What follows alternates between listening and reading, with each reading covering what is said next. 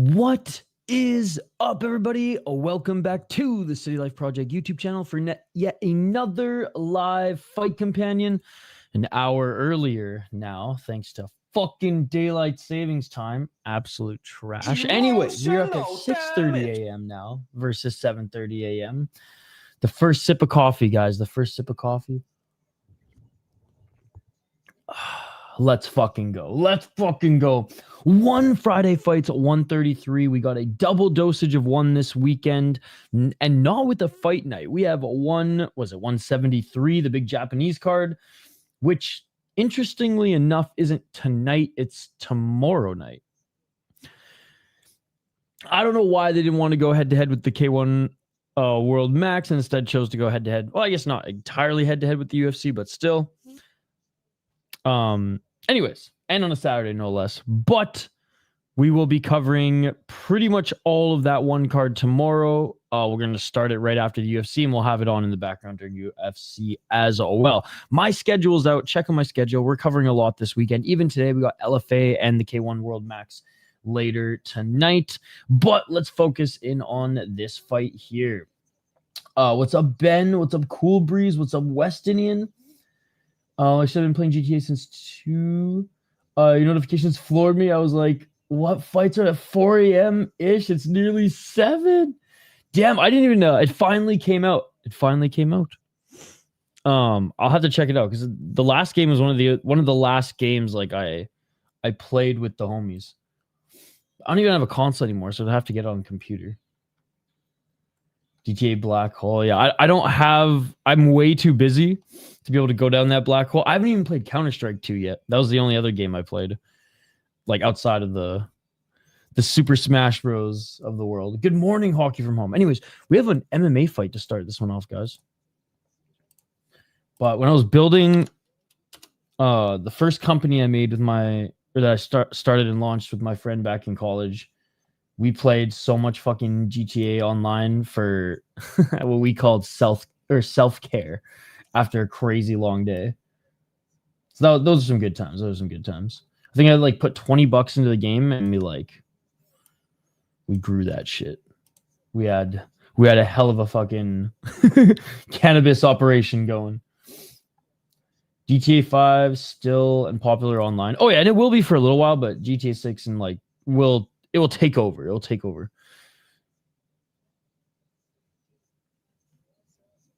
Well, I mean, I guess that's assuming it's good though. I mean, fuck, I'd still... I know people who probably would still play Diablo 2. Ryo Hirayama, 4-0 as a pro. Didn't make the Japanese card. They sent him to Thailand. 26 years of age. This is an MMA fight too. That's what I'm saying.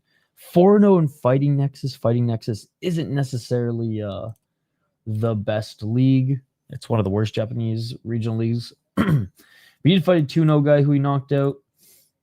3-6 guy. Making his one championship debut. And again, against a Vietnamese Australian. I wonder where he trains. Looks like it says out of New Zealand. 3-1 as a pro. Lost his last fight. Lost last fight to a 1-1 guy via split decision. Beat a 6-1 and 4-2 guy. Okay. The Mountain Boy. From India, though, so take it with a grain of salt. And as an amateur, he did go 5-0. We're on Team Japan here, but this Vietnamese fighter, he's deceiving because he trains out of New Zealand. We'll go Ryo Hirayama.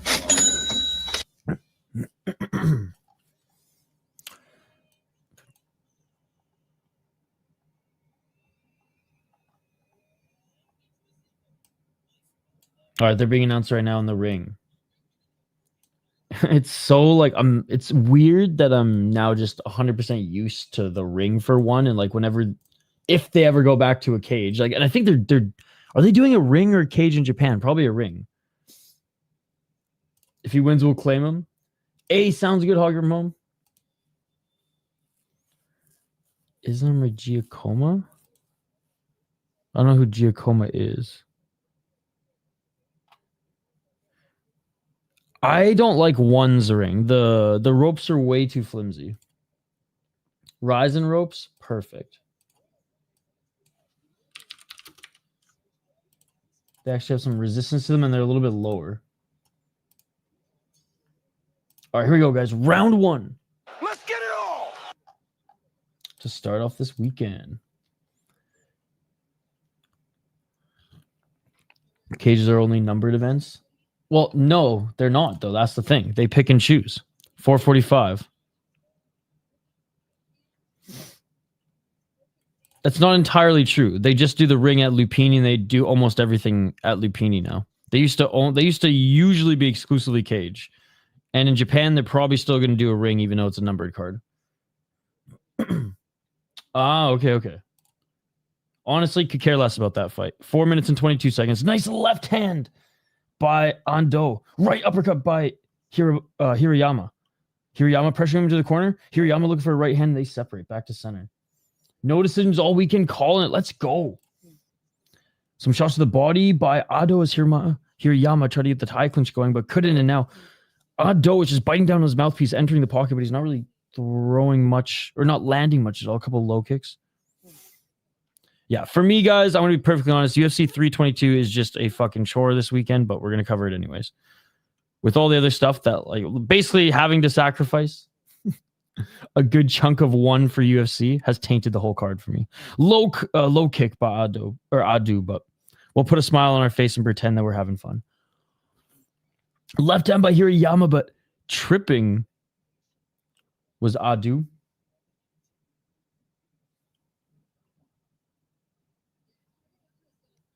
$321. No, that's what I already said. If they're at Lumpinee, they're not going to do a cage. And most of their stuff is in Lumpinee now because they can't afford to do Singapore and other parts of Asia. 309 and a nice knee by Hirayama.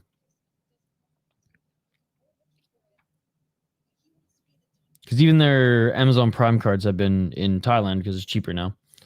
256.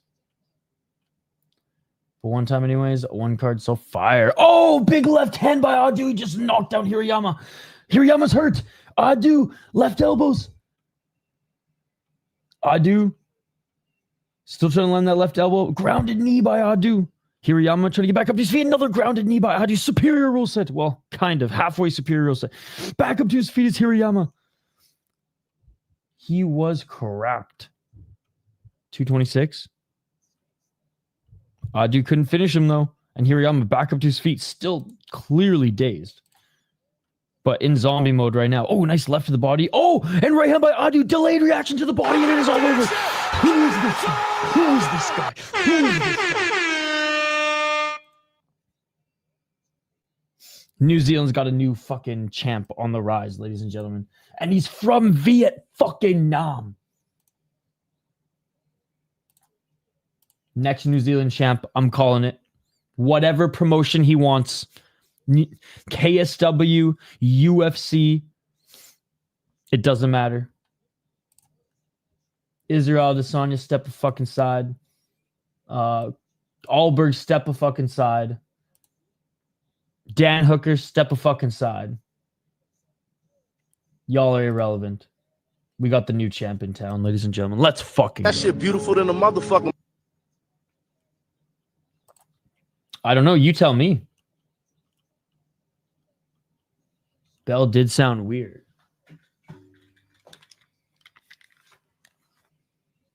I don't know. Oh,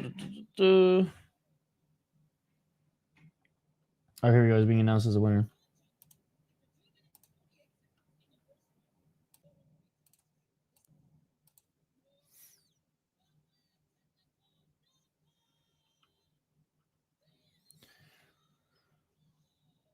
Viet Anh Do.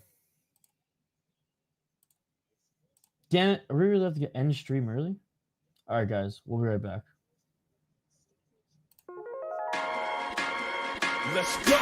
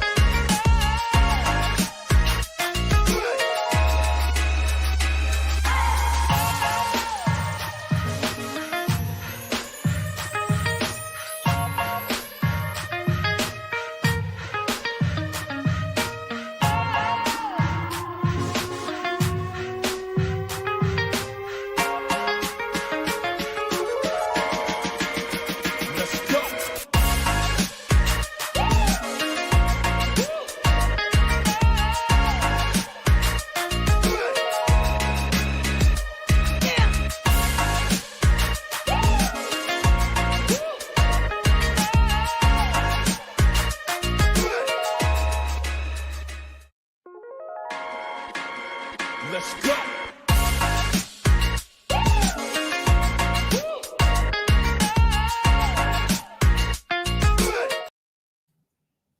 I just read your chat. That makes a lot more sense because I went and watched the YouTube video back and I was like, I couldn't fucking hear anything. Ugh. You got me. You got me, Benjamin. You fucking pranked me, bro.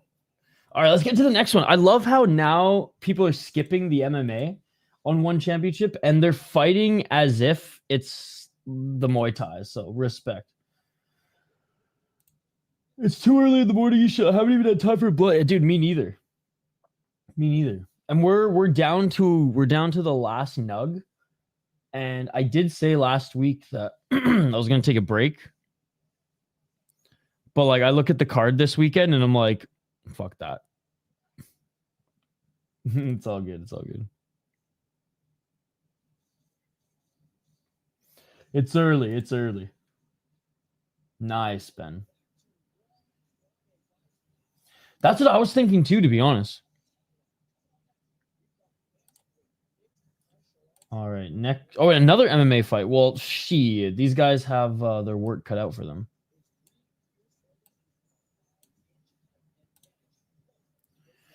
Yeah, Ben, it sucks because fucking daylight savings here. We had to turn the clocks back an hour, but Thailand doesn't do it because why would most of the world do it these days? It makes no sense. But anyways, yeah, so for like a good chunk of the year, these cards are way earlier.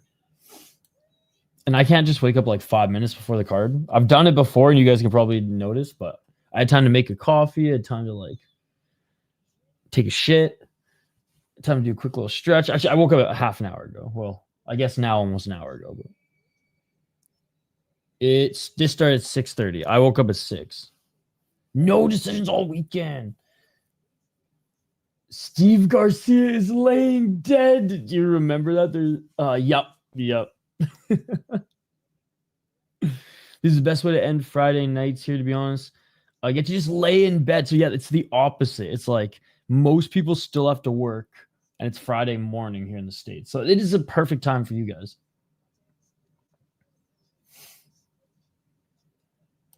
There's no daylight savings time. In Thailand also, yeah. It's good shit. It's good shit.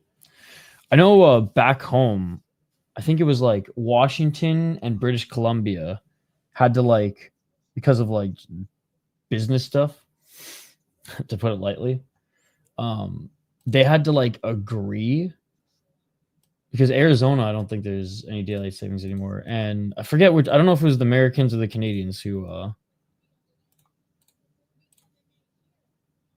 were disagreeing. I mean, it was probably the Americans. like let's be perfectly honest. Hashtag tariffs. But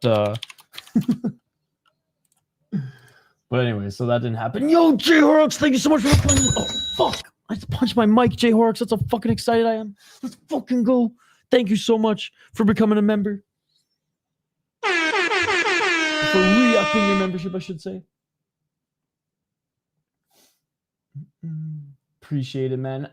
J Horrocks, honestly, this one championship card this weekend's good. 322. It's dude. All I give a fuck about is the new Black Combat card. All I give a fuck about is Team USA in Black Combat. I really fucking socked that thing, by the way. I know J Horrocks is excited as well. J Horrocks put me onto Black Combat, dude, and it truly is like arguably the most entertaining league on the planet right now. Hey, J Horrocks, I appreciate it. I will make sure here, I'm going to add an updated Discord link so you can join our members only Discord as well. The Discord links I used to share in a members post, they used to last like a week. Now people are saying they only last a day.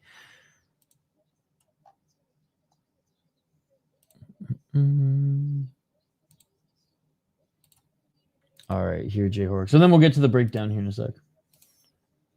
As the pacing's pretty good for this one. It is like the card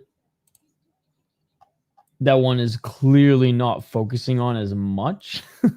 But they got this ship pretty much like tied down well. Like it's a well-oiled machine at this point, these One Friday fight shows, given that they do them every single week. Their queen died and they still did one. They weren't allowed to get hyped though, which was weird.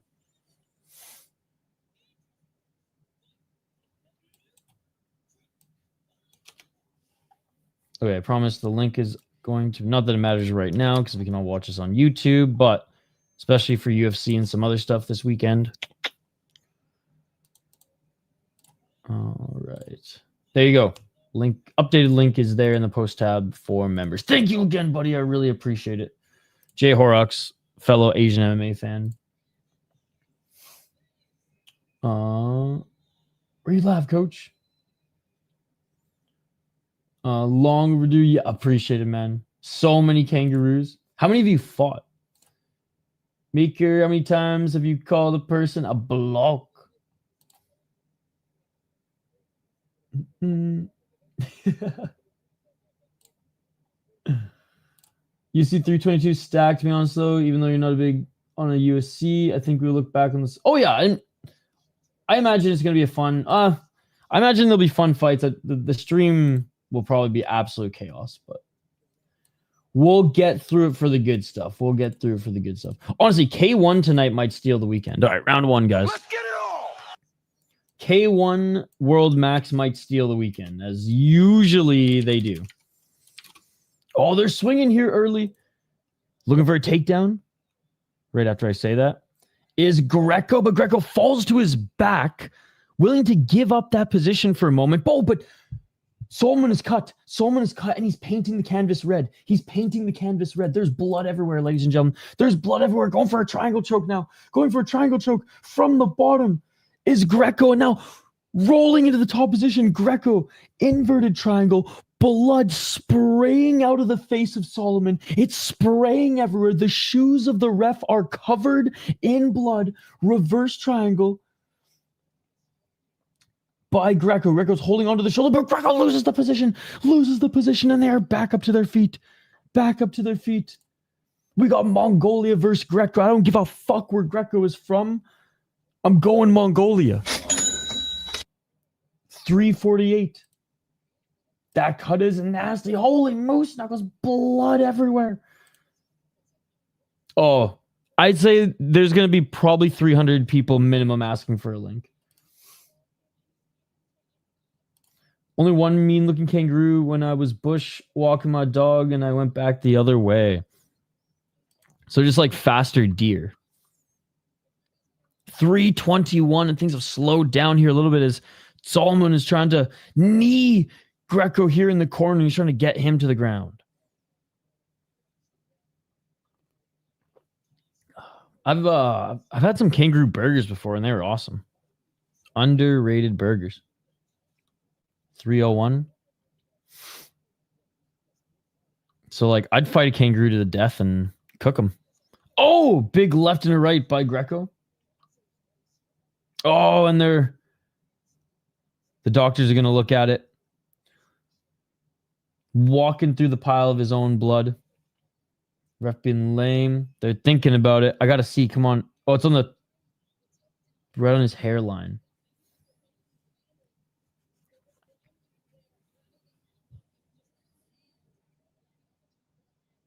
Oh, man. If they call it, look, even the corner's painted red. Hey, what's up, Wyatt? That's right in the forehead. Kangaroos actually are beatable in a fight. Just gotta stick and move. No dirty boxing. All right, we're back at it, ladies and gentlemen. We're back at it. They're like, we're not in Japan. We'll keep it going. High kick by Greco. Greco with the left hand. 243. No pussy shit exactly. There's blood on the camera. There's so much blood everywhere. There's even a drop of it on that camera in the corner. Oh, big knee by Greco. He drops down Solomon. Grounded knee. More shots. Another grounded knee. Knocks out his mouthpiece. More right hands. Solomon back up to his feet. No mouthpiece. This fight is over. Solomon walks away. He's devastated that he looked like Chelsea Chandler on national TV. What a fucking round. What a fucking round. Oh my God. If Skate's not up, he's missing the fucking fun. Oh my God. He beat and he's fucking the Mongolians are crushing it in mixed martial arts globally right now.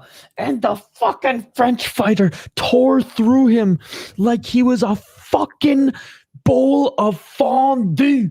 Oh my fuck. The blood scramble was something else. He beat the blood out of that man. Wow. The whole cage is blood splattered. Like, I think if Dexter walked by, he would think that someone was murdered, honestly. Yo, what's up, Mr. C? That knee was sickening. The mouthpiece falling out. It's crazy that he didn't, like, knock him out clean.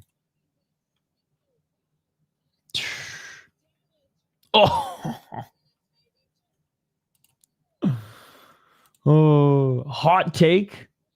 There's no fight on Friday or on the card tomorrow that rivals that round. It took me longer to finish my morning eggs and bacon. Bro's face has a period. Bro's face is a period. So the 5-2 Mathieu Greco. I'm surprised they didn't put a fucking accent aigu. No decisions. That's what we like to see. 3 KOs, 2 KOs, 2 submissions. And now he's on a 5-fight win streak. All first round finishes. He loses or wins in the first round. How fucking crazy. I mean, we just saw. I'm so happy.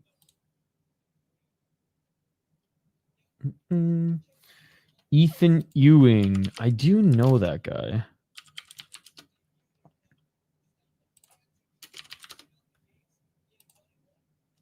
He fought in where the heck? Yeah, LFA.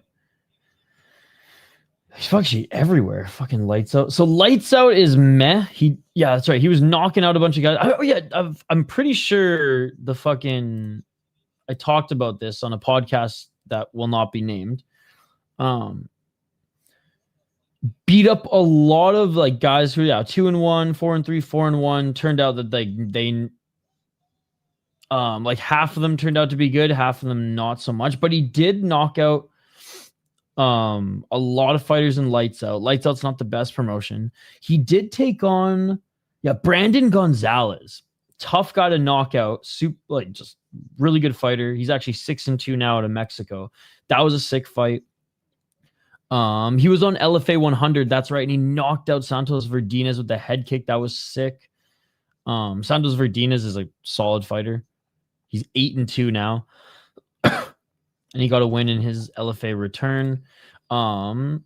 Beat Billy Brandon, Uriah Faber's A1 Combat. My thing with him, he had a lot of amateur experience as well. I remember talking about this even last time. Is like he's got wicked power, he's got wicked pace. I've only seen him go the distance once, and like he won the fight, but Brandon Gonzalez definitely looked better in the third round. So, we'll see cardio wise, and like if he can't get the finish in the first, we'll see what happens later in the fight. But I mean, he went to decision once. It didn't look bad, but he's found most of his success knocking out meh guys in the first round. But Billy Brand's good. It should be fun. Wellmaker probably knocks him out. Because I think Wellmaker is big, he's just bigger than him too. Wellmaker is huge for the division. Yo, shout out to Eternal. I honestly, 5 a.m. is just so tough to get up for. Oh no, is it on a 4 a.m.? the window between 3 a.m. and 5 a.m., which is like Japanese boxing too, is the toughest. So I got to start doing some Eternal cards, but that's awesome. It was good. Eternal 100.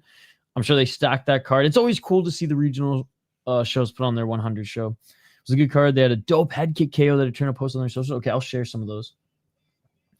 Wellmaker is what O'Malley and Talbot want to be, in my opinion. Well, I think he, quite frankly, showed even on the regional that he was more dangerous than both of them.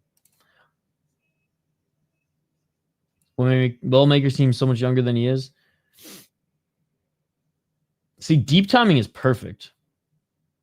So for me, it's either on 10 p.m. or 2:30 a.m.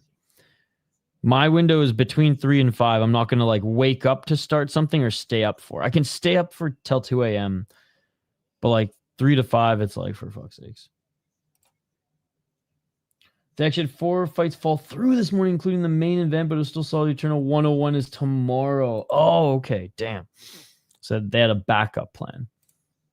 That sucks for your 100th card when shit falls through. Anyways, what a win by Mathieu Greco. Again, still surprises no accent aigu.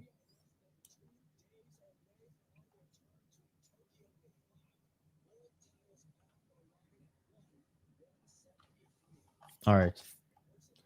We're done with MMA. Atomweight kickboxing. Toma Kuroda takes on Kirill Chizik.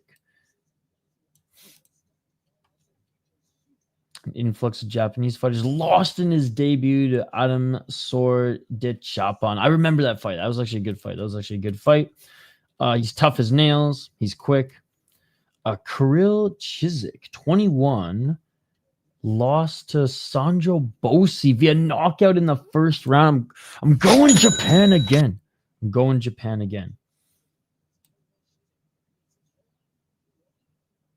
Lanky ass motherfucker. He's going to get it done.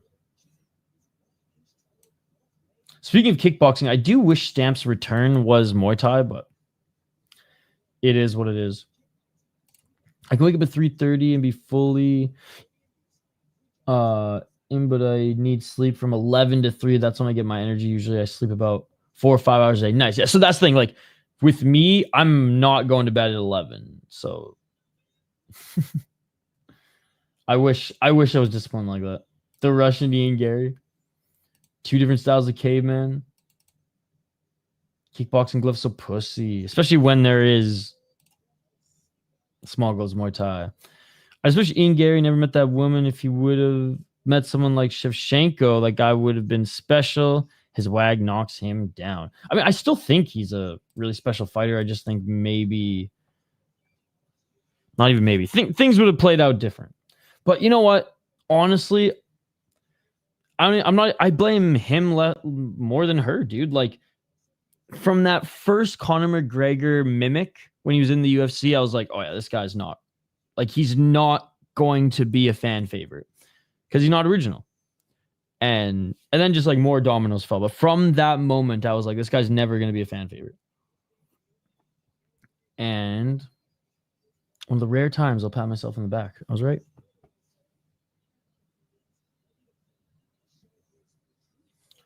Just seems like, I don't know, not 100% genuine.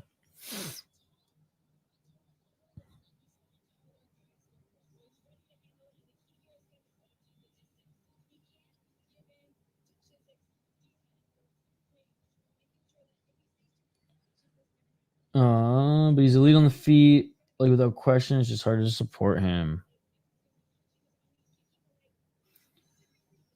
Ian Gary is the foresight of a marsupial.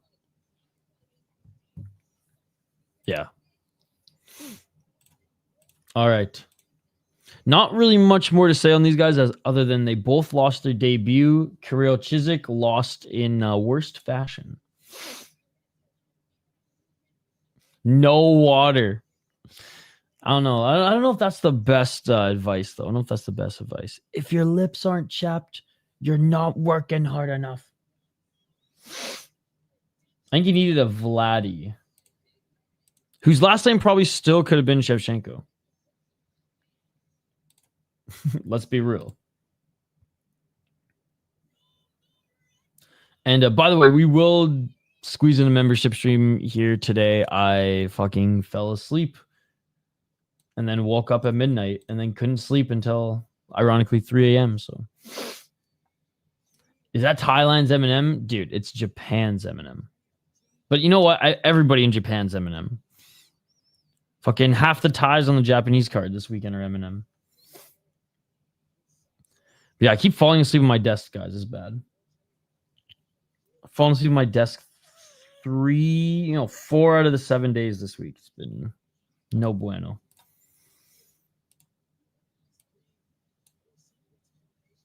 All right, making his walkout now is the Russian fighter.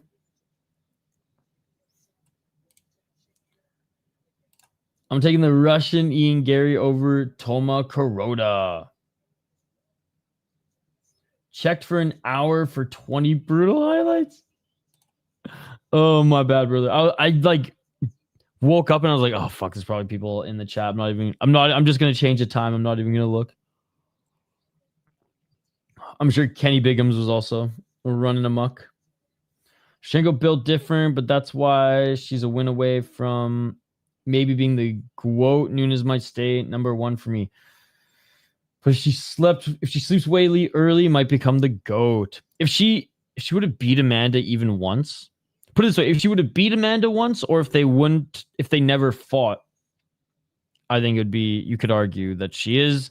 It's just tough when Amanda exists and she lost to Amanda, right? Oh, but she was a lot smaller and this and that. I know, but she still accepted the fight. And Wei Li is a lot smaller and she's moving up, so.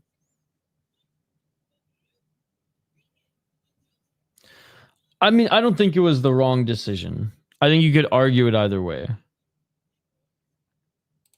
But, all right, 14-4, by the way, for Kuroda. I'm fine with people saying that either or the, oh shit, I'm fine with people thinking either or the GOAT. The GOAT.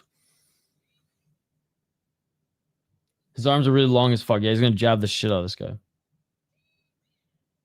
Yeah, my schedule's out. Begrudgingly. I am not happy about it, Wyatt, but we're going to pretend to put a smile on it. We're going to get through it. We're going to get through it until the real shit starts.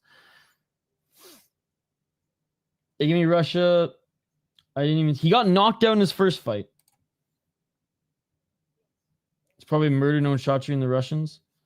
Yeah, we went over. He got knocked down in his first fight by a French guy, and then Kuroda had a good 3-round fight, so we'll see. Let's get it all. 254. Oh man, slipping on the blood. I don't know if it was on the blood, but they slipping on the mat in which they tried to clean up some blood. There you go. Oh, nice body kick by Chisek. Nice right hand by Chisek. Oh, Chisek's coming back for a vengeance. With a vengeance. He's looking for a high kick. Low kick by Chisek. Chisek, another high kick. All right. Chisek's all about them kicks here. And he's a lot bigger than Kuroda. Oh, Kuroda with the left hand.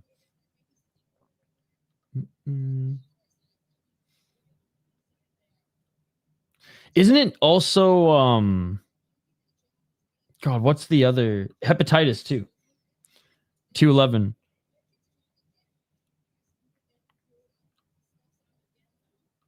Yeah, no problem, Wyatt. 201. I want to say someone like talked about that during the Ultimate Fighter days. 153. In the episode where the guy had the cold sore and got cut. And then like I'm pretty sure there's like a small segment on that.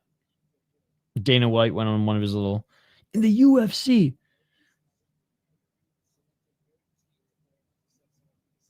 $135. Yeah, Magic Johnson, not welcome. 128. In another life, if he was a fighter. You see O'Malley getting AIDS. That's a first. I don't think O'Malley's ever going to be champion again, so A. Low kick by Kuroda. Oh, high kick by Kuroda, swing and a miss.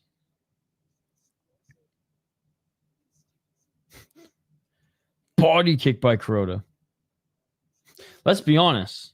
Tim probably better chance because O'Malley's family man now.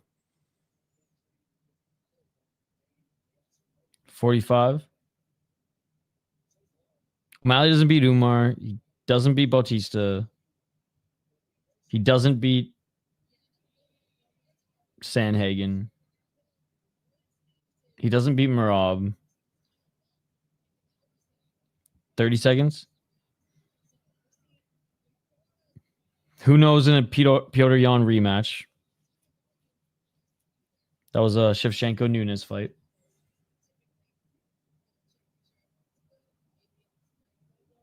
$13 seconds. No, I mean, I listen to his podcast when he has good guests. And sometimes low kick by Kuroda. Left by Kuroda. And that is it for the first round.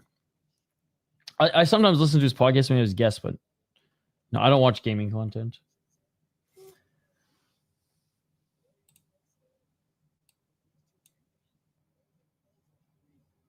Oh, really? Oh, weird. Probably the money was not coming in as much. That's unfortunate.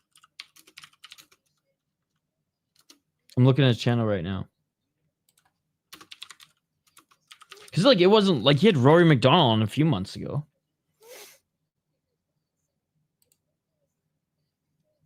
I don't know. It's still he still does a podcast.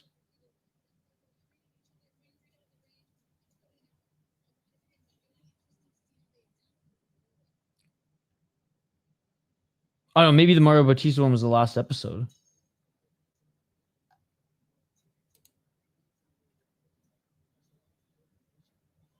I don't know. It still looks like it's active, but maybe it's done now. Because I think the last one was 2 weeks ago. All right, here we go. Round 2. Let's get it all.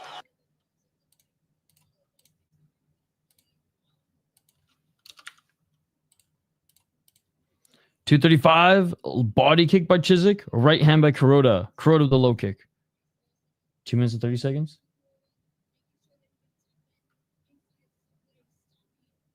Oh, okay.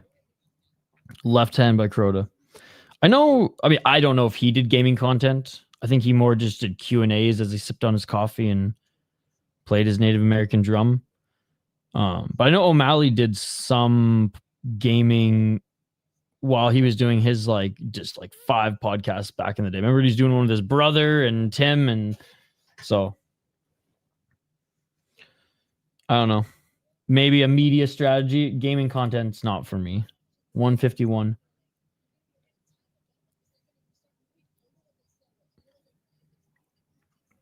Low kick by Kuroda. Dude, Kuroda is getting the better of Chiswick here because he's just hitting him more. He's not landing very dangerous shots, but Chiswick's having a tough time hitting him. Kuroda's landing those jabs, low kicks, counters.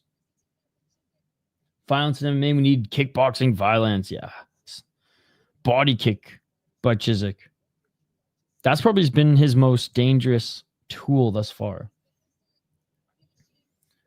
I'll never forget, I was, and you know who's streaming guy coming to the stream and called in and said, oh, dude.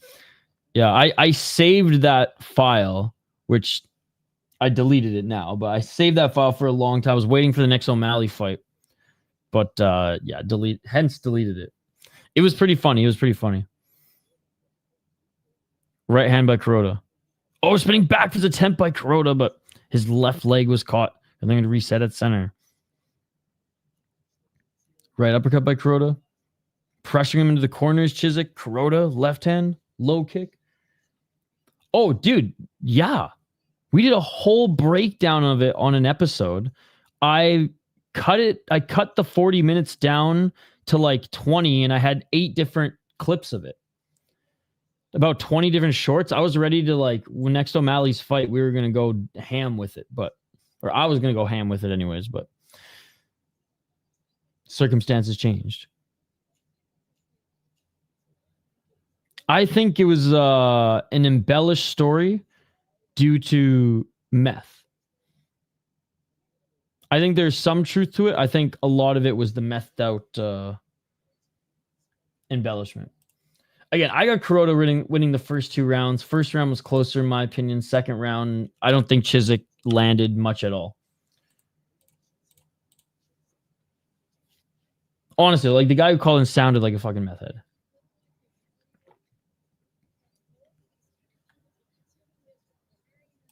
That ain't baseball. Stop catching. Indeed, Mr. C. How's everybody's morning going, by the way? I feel like I'm still wiping the sleep from my eyes. I got a busy fucking day. Like between 1 and LFA, it is go, go, go, go, go. But we're going to crush it, ladies and gentlemen. Stinky fight needs smaller gloves. All right, round 3. Let's get it on. Kuroda. He's got to get one back for Japan here. Japan's already 0-2 on Japan Fighting Weekend. Right hand by Chisek.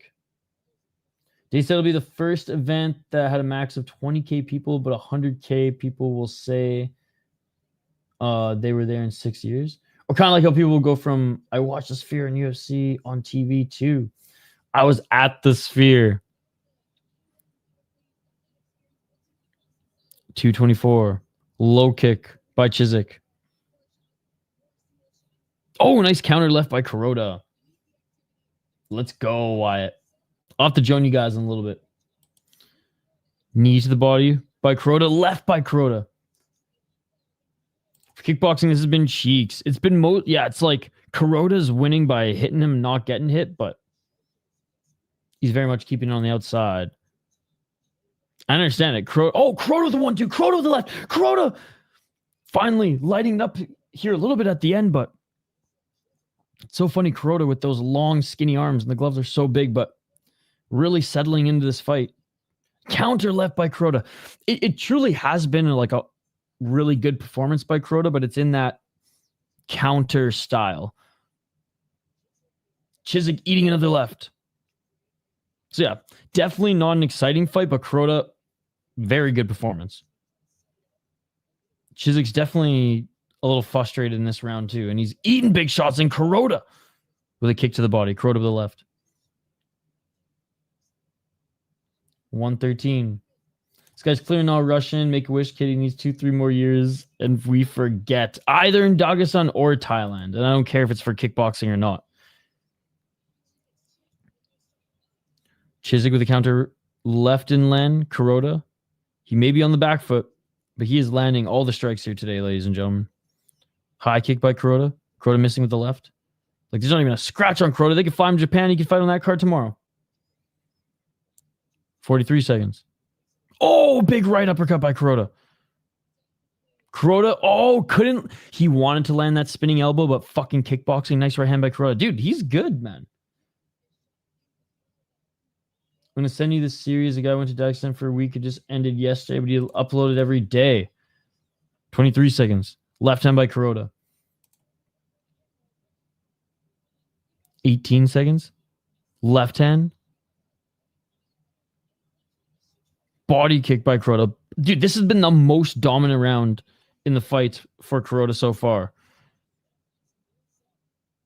God, the ref, see, fucking kickboxing. The ref should just let him get hit in a keep to the body. If Japan doesn't win this one, Shotri is literally raging war against the Yakuza. Nah, dude, he looked awesome. He's not a knockout artist or anything like that. Like, I am glad that he started to heat up a little bit in the second and third round, because he has fought like he did in the first round for 3 rounds, sometimes even 5 before. He settled into the fight in the first round, got his counters going in the second, and the third just played with his food. Oh, got you. So he wanted the finish. He was like, I almost had it, boss. I almost had it. You know why he was disappointed?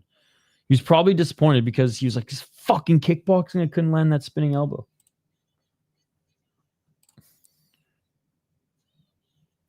Thom Kuroda. And Japan in the win column. Bro. Mexican Muay Thai against Morocco Muay Thai. God, I want to say Anuar so bad, but like, same kickboxing. The K1 World Grand Prix or the K1 World Max tonight is probably going to steal the weekend. So I'm looking forward to just a ton of the fights. We'll probably miss a couple of the prelims, which is unfortunate because some of the prelims are the most exciting ones because those just like the regional guys, usually from the town in which the World Max is being hosted in. So I'm pretty sure it's Tokyo. And they're like 18 to 22-year-olds who just go fucking crazy putting on a show for the fans. So I'm looking forward. And it's a tournament, right? The guys fight, I think, twice tonight. They fight in the semifinals and final. So I think it's the second leg. But yeah, they might actually just fight 3 times tonight. I have to double check. But anyways, it is tournament tonight. So we're going to see guys fight multiple times. There's usually some fuckery. There's usually something happens. I mean, one time the alternate came in and nearly won the damn thing. What else am I looking forward to? I'm looking forward to KSW on Saturday. No title fights, but KSW always slaps. And I mean, just Super Lec. 100% Super Lec. Mexican Muay Thai sounds like what Craig Jones would have called combat jiu-jitsu, right? What's up, Dano? I'm going to wear those as you're watching one and going to decision. You never can be too confident. Not looking good for the real Ian Gary next week. Jubilee or Shevchenko, a fight that has no rounds. Who you got? Shevchenko. It's badass. I didn't even know they still did that anymore. Which promotion was that multi-fight tournament tonight? K1. The K1 World Max. Ben versus Eubank Jr. 2 has 0 hype. Is that this weekend as well? Honestly, can't even talk shit about Gary anymore. I can say I don't agree with his life choices, but that man fights everyone. He deserves respect. Yeah, as far as in the cage, he's very good. And he's got good fight IQ too, right? He implements game plans well. Can't knock him for it.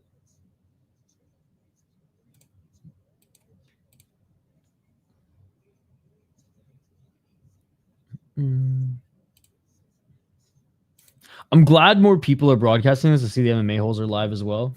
They always make fun of me for doing small promotions and one, and then they got that Friday fights bug as well now. Yeah, I watch it more than probably everybody in this chat combined. Like, I say, fuck the NFL, fuck the MLB. Calcio Storico is where it's at. Dude, I watch it live every year, and I have for probably 5, 6, maybe even 7 years now. Yeah, dude, Calcio Storico is my fucking jam. I watch box lacrosse, hockey, Calcio Storico outside of fights. Like, it's in my top 3, actual fight or actual sports and tournaments that I watch regularly.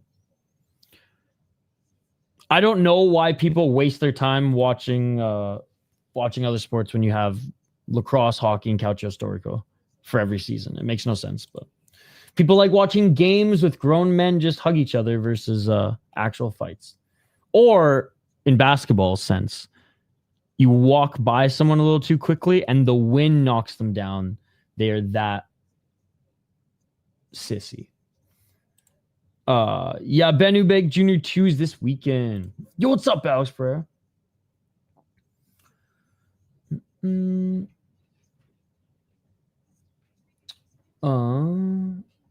Brits keep getting mad at my take that it's just a coattail fight for Ben. Neither man is at the top of the fight game, nor would do well against the best in their class. Hype comes off their fathers. That's how you know it's not that good. No, I can't believe they're giving everyone a 7-day trial for DAZN to watch it. Hey, I like when the tall man puts the ball in the basket. If they were allowed to fight, I'd be down. Dude, so my friend grew up there in Florence. He's from Newfoundland, but when he was 8, his aunt and mom, I think, moved to Italy, and his aunt started a restaurant. So he worked in like restaurant Florence his whole until he was 18. He came back to Canada. And yeah, man, he's the one who put me onto the sport, and I've been watching it ever since. I think he was my roommate, I want to say 2016-ish. But yeah, I'm glad you brought up. It's an amazing sport. It's an amazing sport, and there's a really cool like 30-minute documentary on it on Netflix, part of their home game series. Definitely worth watching. And a lot of the guys in that series I've like connected with on Instagram and like talked to them whenever their training camp starts. Yeah, my schedule's posted, guys. Come on. Hopefully these guys are good at the one championship. Next walkout, look for the red dress, short hair lady right as they... Okay. I missed it on this one, but... Is the female commentator Laura Senko? No. She's a WBC American Muay Thai champion. Hey, what's up, Paul? Good to see you. Good to see you. Good morning or good evening, depending on where you guys are. All right, so first Muay Thai fight of the card. We got Anuar Cisneros, who's making his debut in one championship. So we'll see his tail of the tape here in a little bit. Walid Sakhraji is from Morocco. 24 years old, and he lost a decision in his debut. That is true. All right. That is true. That's gambling, baby. That's true. I do like a good red dress. Shout out to the Matrix. Were you listening to what I was saying, or were you looking at the girl in the red dress? Yo, Alex Pereira, you're going to sit in the corner and think about what you did. The dude just spit water all over himself. Can't say I've ever seen that one. I've seen coaches spit water on guys.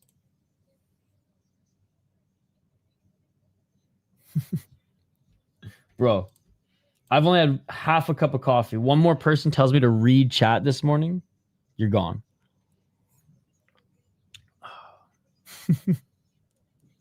That's like saying you should drink coffee on stream. Okay, bud.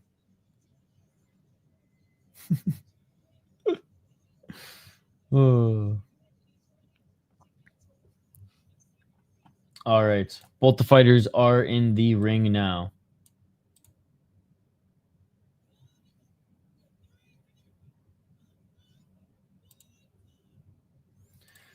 Either you tell the fighters more, or either you watch the fight more or read chat more. The people are never satisfied. Just a little timeout.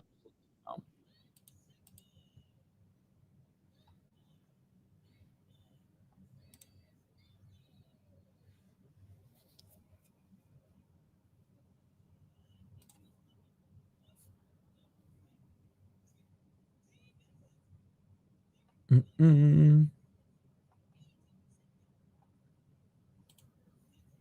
don't even think I deleted his message. I just think I just timed him out and they automatically delete.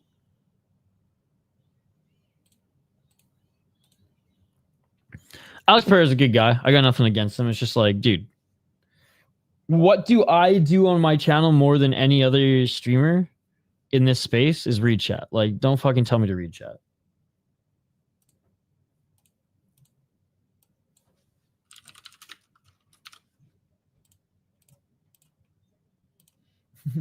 Call the fight more. Read chat. All right. What does Denal say? Grumpy Isha is his favorite Isha? I wouldn't even say I'm grumpy. I'm just like, bro, I'm half a cup of coffee. Did I? I don't remember that one, but Let's get perhaps. it all. 252. Sometimes our mods actually do their job. The ring, yes, I will say Ryzen's ring way better than one's. The ropes on one are so flimsy. But yes, the aesthetic is nice. Oh, okay. I definitely didn't do it on my end. Heads up, the feed is the UK isn't running. Use a VPN, set to Thailand or Singapore, and you can probably watch it on YouTube. 211. Going for him. Oh, big right hand by Sakhraji. He's in the red corner. 5 ropes or 4 ropes for MMA. I only saw there was a landmark one. Is there a non-landmark one before the New Year's Eve card? No, but the New Year's Eve card will have a ring. Usually Ryzen is in a ring and their ropes are smaller but tighter. And 5. 133. They still work the corner like they work the cage. Right? And the same in 1. Like that's how you'll pin someone with their backup. Against like the harder surface because it's tougher against the ropes, but 1, it's like nearly impossible to clinch up against the ropes. No, but that's what I'm saying, Paul. Like, fire up a VPN to either Thailand, Singapore, the United States, Canada, and then just refresh it on YouTube, and it'll be live for you. I've been narrowing my roped ring hatred based off quality. 55 seconds. That's fair. Like, I would rather a cage for 1 for most of their, for their MMA 100% than this ring. But obviously they're doing more striking sports now, so they don't even need their cage. 36 seconds. Yeah, let me know if you have success or not. But I know some people in the chat have done that before. I've had to do that to watch Japanese stuff on YouTube, right? Like to watch Pancrase on YouTube, I have to fire up a Japanese MMA. Or sorry, I have to fire up a VPN set to Japan. That was by the way, that was a beautiful left hook by Cisneros. As you can see, there's a welt on the right side of the Moroccan's head. And that's Gammon Baby caught it. Low kick by Cisneros. And that is it for the first round. Dude, swinging with ill intent is Walid. Anuar has been making the most of the small opportunities that he has gotten. Rope gaps and stability are the key. Got to have him firm and nice low bottom row, but not too low of a top rope. Agreed. 1 just does it all wrong. I tend to agree. Like 1's looks pretty, not even. I mean, whatever. It maybe it's because we're used to it now, but yeah, okay. 1's looks nice, but Ryzen's is where it's at. All right, round 2, guys. And again, appreciate everyone hanging out here. This like we are usually starting right now, but fucking daylight savings, man. All right, round 2. Let's get it all. I think they should use 2 ropes, 1 super high, 1 at the very bottom, and if you get close, you just fall out of the ring, and a cage in between. That second fight, I believe it was insane. The one where Greco just walked away because the guy was so dazed and the ref wanted him dead. Dude, and the doctors let it go too with the cut. That was one of the most fun rounds we've seen in a few weeks, and that set the bar for the weekend. Dude's going to the top or under the bottom is so annoying. 226, and just missing with the right hand is Sakhraji. Left hand by Cisneros. Cisneros knocks him down with the left hand. And they're going to call that. Okay, I was going to say it. This is a long-ass count. 3-piece with the soda. I almost thought it was a slip at first. Mexican Muay Thai's funky style. I like him. It almost looks like MMA striking. It's just Mexicans just know how to fight, man. That scared me for a moment. They gave him a few extra seconds to recover.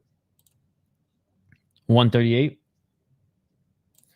Can tell you some Mexican boxing and his influence. 100%. The way he throws the uppercuts and hooks and the jab, but his stance is different.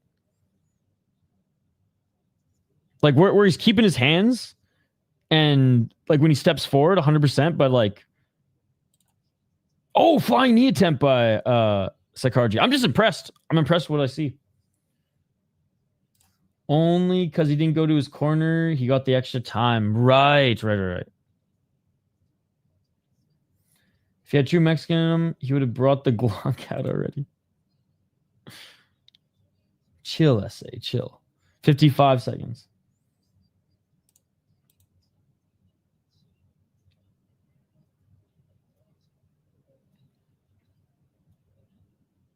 Trying to get that left jab going is Sakhraji. Keep saying Sakhraji, but it's Sakhraji. 30 seconds. Oh, right elbow by Cisneros in the clinch. He's mugging you. He's sleeping. Breaking into your house. Oh, left hand by Cisneros. I like the step back hook by Cisneros. Nah, he'd be plodding forward with a high guard and fast counter combos. You crawl through the window. He's mugging you.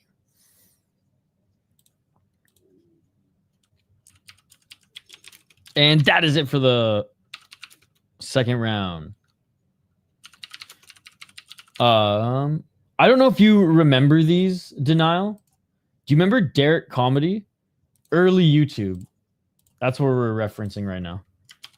My favorite is still the spelling bee. I could probably share and watch and react to most of them on the channel. That one, can't do it. Hey, Wyatt, I appreciate all the support, man. Yeah, go get some coffee. Go get some coffee. We'll be here. Way better fight.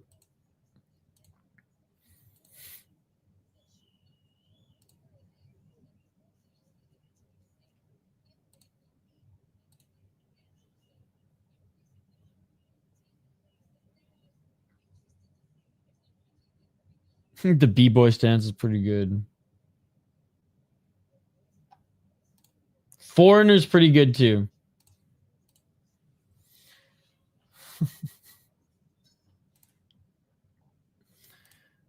Go watch Juan Marquez. He's one of my favorite Mexican-style boxers. Juan Marquez. Navarrete is my guy, as you guys know, but he fights like a lunatic, and that's why I like it.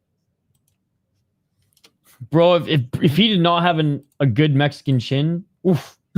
Oof, the way he fights. 233.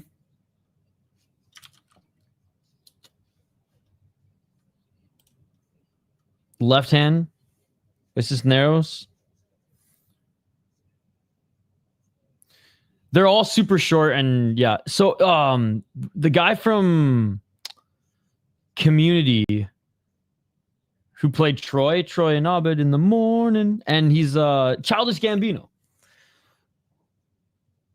He worked on Derek Comedy. That was one of his first big projects before he produced 30 Rock.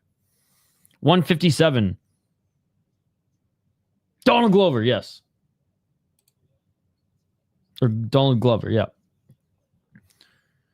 147. So he was one of the three who created Derek Comedy. Or not Derek Comedy, but this brand of Derek Comedy. Knees in the clinch by Cisneros. Dude, first round, competitive. Second round, Cisneros. Third round, Cisneros.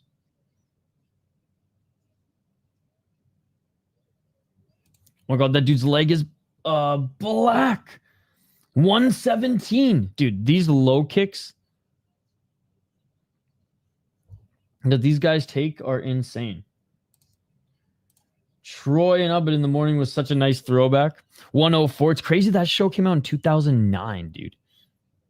Yo, what's up, Jake's fan? Do you see Jake Paul's fighting AJ? I don't know who either of those guys are.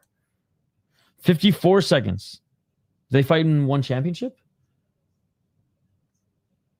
Underhooks by Cisneros. KSW.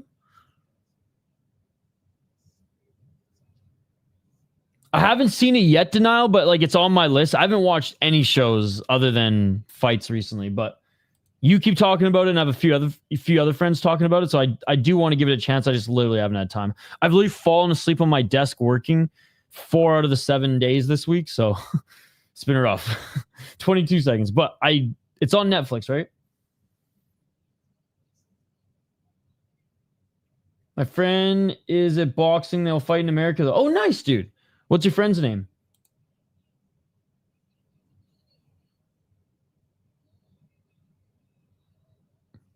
Step back left by Cisneros. Cisneros another step back left. And that is it for the fight. And Cisneros knew he won this one. And honestly, I think he looked awesome. So yeah, I haven't peeped it yet. But I think I literally even saved it because I watched Netflix only from my... I don't even own a TV, guys. So much I work. I don't have time to watch TV. So I saved it on my iPad as like to watch later. I'm stoked though, because it sounds like right up my alley. Good fucking morning, Just Bleed. Dude, honestly, the MMA fights have stolen the show so far. Good to see you, Abraham. Needing to finish with fun. Good morning, Ready. Morning. Glad you're well rested, because it's going to be a hell of a weekend. Cheers, Jake's fan. They're relatively short for something that's considered a season. It's on YouTube. I'll send you the channel in your inbox so you don't got to search for the link. Okay. Natan Levy's on season 2. Jeff Chan's on season 1 and 2. Okay, cool. Weren't you talking about a Netflix show as well? Or did I just get it mixed up? And he got it done, ladies and gentlemen. Anuar Cisneros in his 1 championship debut, and he is hyped. MMA fights last few weeks have been great. Yeah, they've been fighting like it's one Friday fights. I agree with the decision.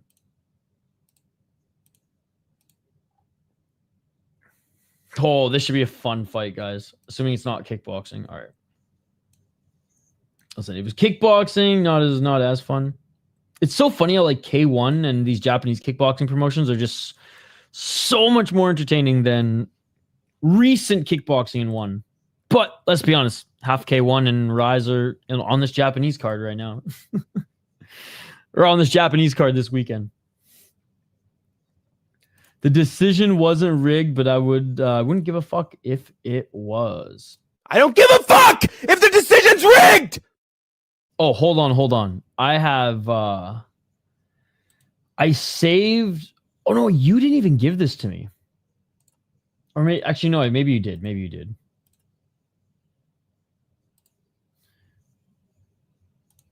Just let that sink in, ladies and gentlemen. Let that sink in. A statement like, I do not give a fuck if the decision is rigged, can come from a place of frustration and powerlessness. When someone feels that the system is unfair and nothing can be done to change it, they may feel apathetic or resigned. This feeling, also known as learned helplessness, occurs when people are reportedly exposed to negative situations they can't control. Like, is this not Hank? Like, bro. Look, you just got smacked. Did that? Fuck you, you bitch. Anyways, some of the funniest shit I've ever seen. I was looking for translation of Japanese. That popped up. Oh, hilarious. All right, let's get to this next one. God, should I take a coffee break now or after this fight?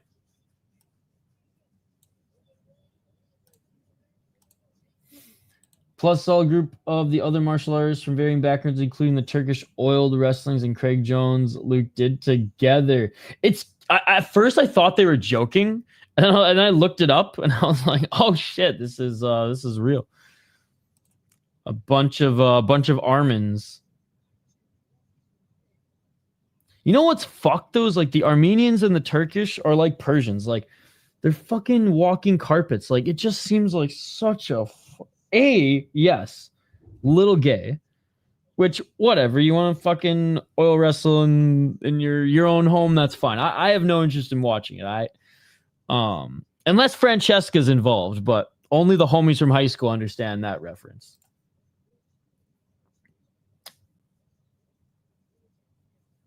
Sorry, now I'm daydreaming. Anyways. Wrestle with Jimmy. Physical 100 years, yes. And it's also dope. And they're doing a team-based format for the season based on country. Rob Whitaker, Dong Hyun Kim, and Yushin Okami. Okay, well, I have to watch that too then. Yeah, this is cool and all, but when's the next GBX with Brian battle? I've started watching that Physical Asia. It's pretty good. Super Bond 2. Okay. Dude, I'm stoked. Like I mentioned this earlier. Black Combat is doing a World Cup, which again, is it really a World Cup of the best players there? Not necessarily, but I love it. And they've assembled Team USA. Wasn't familiar with a single name on there. That's how you know it's going to be sick. And I'm excited to watch the reality show footage from when Mr. Black came through Hollywood. Look at the last 4 letters of the guy from Thailand. Dong Power. We have Petkhaokradong Luke Jamoesai Thong. Dude, this is not a real name. Ayub El Kadrawi. Not easy, but easier. Tall and lanky. 21 years of age. Beat Kaisei Sato in his debut. Knocked him out in the second round. Mr. Dong Thong. What's up, Tong? Good to see you. Love watching Brian battle KO. Arby's a worker and then uses employee discount for his meal. Absolutely. He is signed to the PFL, so he will be fighting MMA sooner than later, which is nice. Yes, tomorrow. Season 1 in inbox for combat. Thank you. I have some editing due today, so while the shit's exporting, I'll definitely throw it on. Mokaev meeting with the UFC in the coming days. Looks like he'll be coming back. That fucking duck. That Pranjanchai John Jones ass motherfucker is all I have to say. It's an absolute disgrace. It's an absolute disgrace and a stain on the sport what him and Brave just did. And that's all I'm going to say. I have lost all respect. Not as much as Rose, I guess, but I've lost 95% of respect for that fighter. You saw what he did in Brave in his last fight, right? We all said that was going to happen because he's too fucking scared to fight Yaren Gapov. An absolute disgrace. They protected him. Yaren Gapov fights Shorty Torres for the title eliminator fight. Oh, Yaren Gapov's too dangerous. We're going to give you this Irish guy on a very good run, or Welsh guy, I forget, who's on a very good run, but who's not even close to Yaren Gapov. And what happens? Mokaev knocks him out in 5 seconds, of course. Oh, but they put Yaren Gapov on the same card. Wins another fight. No, man. No, fuck that dude. Fuck that shit. He's a duck. Quack, quack, Pranjanchai, John Jones ass shit. Fuck that guy, man. Amazing fighter. Respect what he does in the cage. I will never respect a duck. Quack, quack, motherfucker. Fight Yaren Gapov. Stop running. It's disgusting, dude. It's absolutely disgusting. And it pisses me off. Like, why did that Shorty Torres fight even happen? Right? Why the fuck did that Yaren Gapov and Shorty Torres fight even happen? It meant nothing. It meant absolutely nothing. It's fucking bullshit, dude. Fucking bullshit. I get fired up for this shit, man. I'm not gonna go too hard in my hate. But Gable aligned with JJ, who's a DBX investor and partial owner, then fighting a guy in that promo that's clearly paid Ken wasn't a step forward in his career. The fact that he's asking to get into the UFC is insane. He needs to, like Bo Nickel at least had 3 fights before he got to Contender Series, right? Hey, it was, like I said, a beautiful KO. I respect everything he does in the cage as far as being a high level and one of the best flyweights out there. I can't respect a duck. At least Pranjanchai took the fight, so I should stop adding him. John Jones is the only duck. But I hate that shit, man. I hate that shit. There was a dog in Brave, and they didn't let Mokaev fight him. Mokaev was KSL Mokaev was a minus 3300 favorite. Mokaev can't beat Urseg in my opinion. Dute's crazy. What the fuck? Hey, welcome back, Alex Prayer. Welcome back. Brother, good morning. What's up, Exploring the Car? I'm speaking tomorrow in Manhattan at a huge conference, New Life Expo. Check out the website. Oh, cool. America's oldest health expo. Fucking rights, dude. Well, if anybody's in the area between 10 a.m. and 8 p.m. at the awesome 4 West 43rd Street building. There you go. Cool, man. Well, I hope you have fun. Yeah, he is. Not as bad as Mokaev, because Mokaev's a duck, but, you know, I would say a close second based on what he's done. Hey, cheers, buddy. I'd KO that guy Gable, to be honest. Maybe not as fast, but he's going to sleep eventually. Oh, the guy Gable beat ya. Oh, this Mongol looks traditional, but new. I saw so much money on the last BS robbery fight. It was not a BS robbery fight. You clearly didn't watch the fight, Patrick. Hit him with that arrow. Patrick, you lost all credibility to even comment on it being a robbery when you said I lost so much money, so.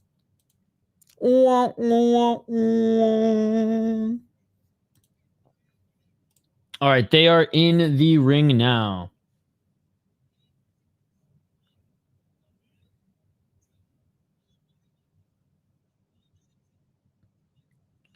Twelve and 1.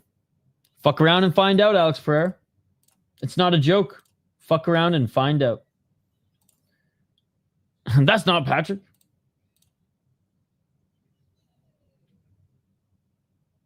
It's not the Pride announcer though. It's the Wish version. She just does her best Lene Hart impression.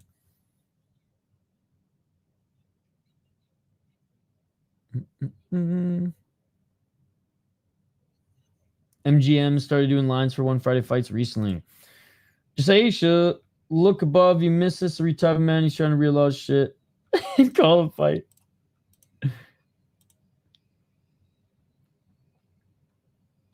She's doing the impersonation.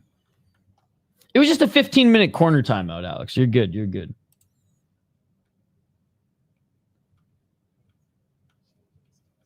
Hmm. 50, 20, and 1, and like 20. These Thai guys are insane.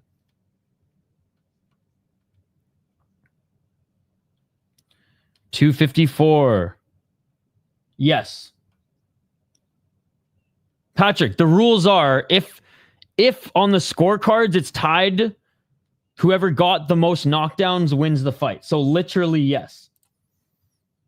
238. You're digging yourself your own grave here, Patrick. Don't bet on one championship is your first lesson. Oh, a nice left. And the knockdown by Dong Dong. Because a lot of the decisions, and I'm not even being facetious when I say that at this point, a lot of the decisions in one are not great. That one was not a bad one. Oh, and a big left by Dong Dong again. He knocks. Oh my God, he knocks down and knocks out the Moroccan. It is all over, ladies and gentlemen. It is all over. We got one for Thailand. Hey, now you know, Patrick. Now you know. Wow. Is this Bakugan? Yo, what's up, dude?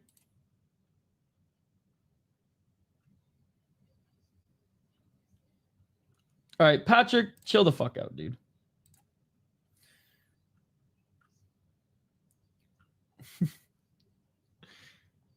Patrick's losing money left, right, and center. We're all just having a good time watching fights. Patrick's fucking going in debt over here. Straight left from hell. Damn it, still driving. Hey, what's up, chummy boy? Good to see you. He needs some milk. Oh my god. Damn, what a KO, dude.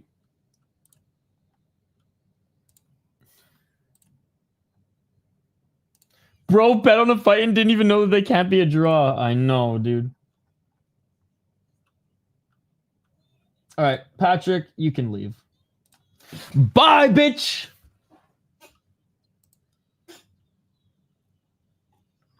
Oh. I've never seen so many people team up on Patrick. You're not like very well, dude. Patrick can go hang out in Skate's fucking stream. Fucking guy doesn't even know the rules. He's bitching about robberies in the chat. Fuck off.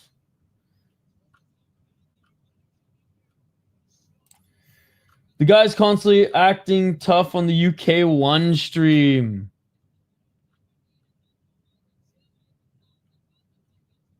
So Patrick is bitching in that chat too. I'll comment in that stream.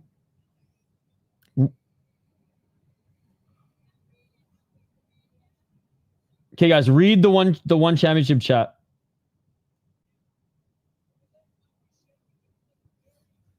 I just typed cry more, Patrick. Lol.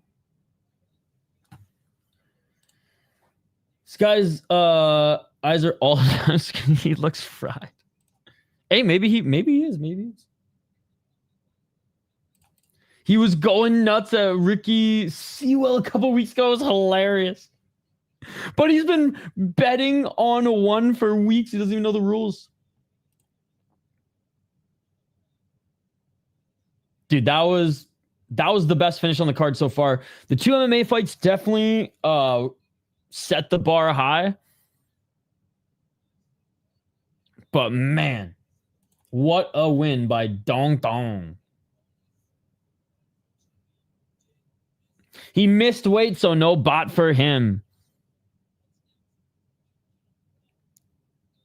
What's next? Next is make weight. Make weight. All right, it's all just Muay Thai now, right? There's no more MMA. Do we have any more kickboxing though? No, it's all Muay Thai now, baby. It's all Muay Thai now.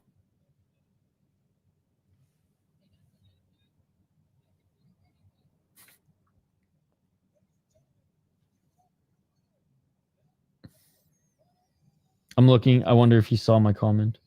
Hey, MMA events vlogs in the chat.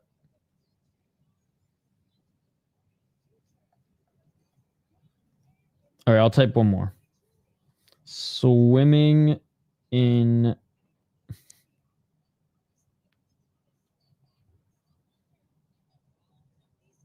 all right, read chat one more time. Let's see if you can see mine.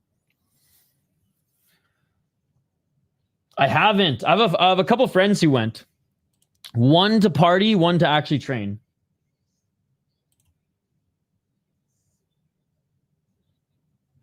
That's really weird. Heavy ass left hand. That's crazy. I do want to go to Thailand and do some training and do some drinking and do some swimming and meeting Chummy Boy, our friend in skate and our community.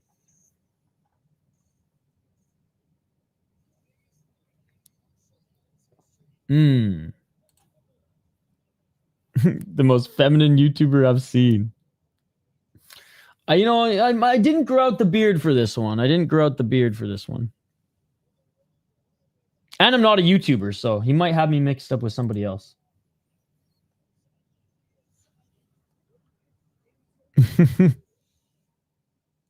Hey, at least he's giving me some advertising.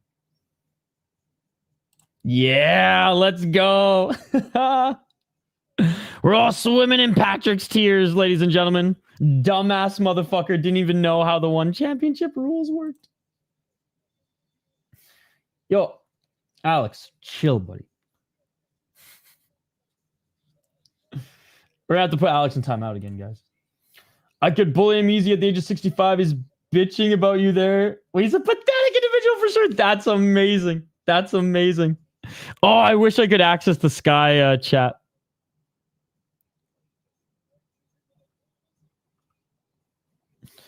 Oh, imagine being 65, not knowing the rules to promotion, saying racist shit, and being a bitch. Unreal. Unreal. Ooh, I could just... Nah, I'm not.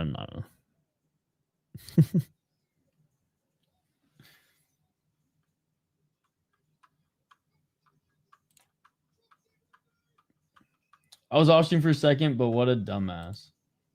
It's too early. It's too early for these guys, man. Exactly.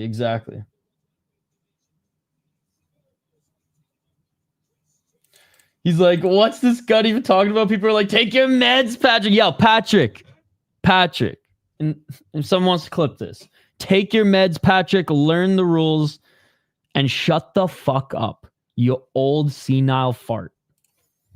I'm looking for it so hard, but I can't find it. All right, let's get to the next one, guys. We have... Yeah. Literally the guy last weekend. Or was it the weekend before? I don't remember. Samander Kasanov from Uzbekistan.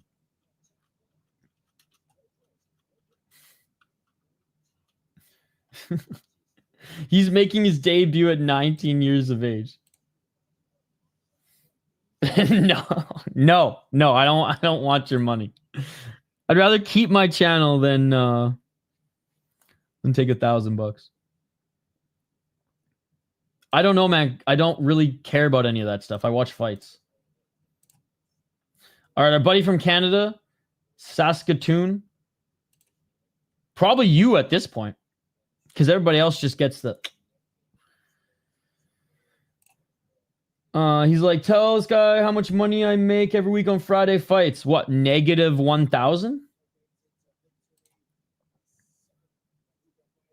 No, just keep calling him a senile fuck like the rest of the chat. No cash for racist shit. All right, we got our friend all the way from Canada. No, not Saskatoon, but Saskatoon. Hey, what's up, Sabina? Good to see you. 27 years of age. He is 7-1 in the promotion. 5 knockouts, 1 decision, or in 2 decisions, 1 unanimous and 1 majority. And yeah, only 1 loss in his last opponent was Ondash, who's legit from Lebanon. He got knocked out in the 2nd round. Before then, beat Pompet. He beat Pompet twice, actually. And a couple random Senchais.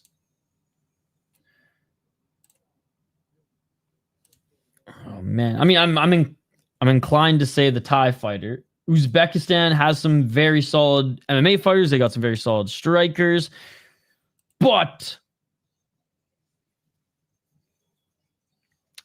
doesn't have A, as much experience overall as Chartpayak, and B, doesn't have any experience with the small gloves and 1 yet. So he's got strong left and knees. Yeah, Saskatoon is repping all 25 or 250,000 Saskatoon folks. One of the honestly more underrated small cities in Canada. Everyone talks about Regina. Shout out to the Pats. Nah, man, Saskatoon is where it's at. Sounds good, Alex Pereira. Sabina, I don't know what you're saying, but what up? Oh, Canada. The most Canadian Thai I've ever seen.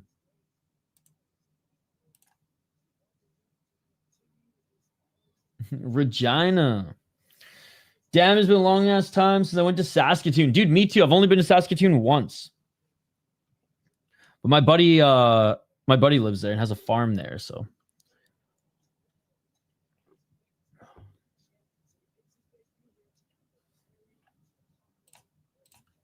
And sweet, actually, renovated one of the old barns into a sick hockey rink, which is pretty cool.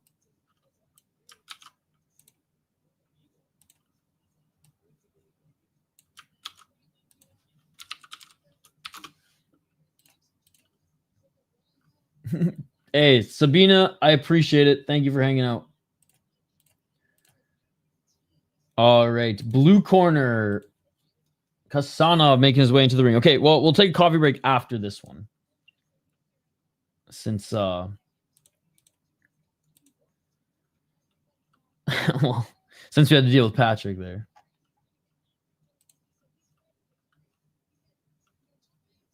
Looks like Buddy took a like a left jab.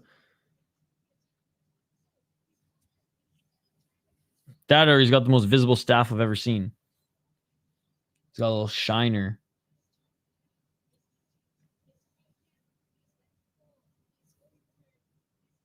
Or Buddy's just the king of ingrown hairs, because what the fuck? Anyways. Who do you guys got winning this one?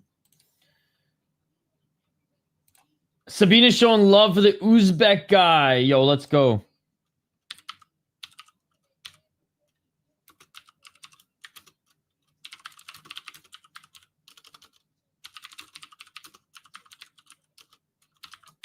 Yo, what's up, Skate? What the $5? Skate, you keep missing MMA fights, and the MMA fights have been unreal. 2 insane finishes. And honestly, so far, so good with this card. You missed some fuckery.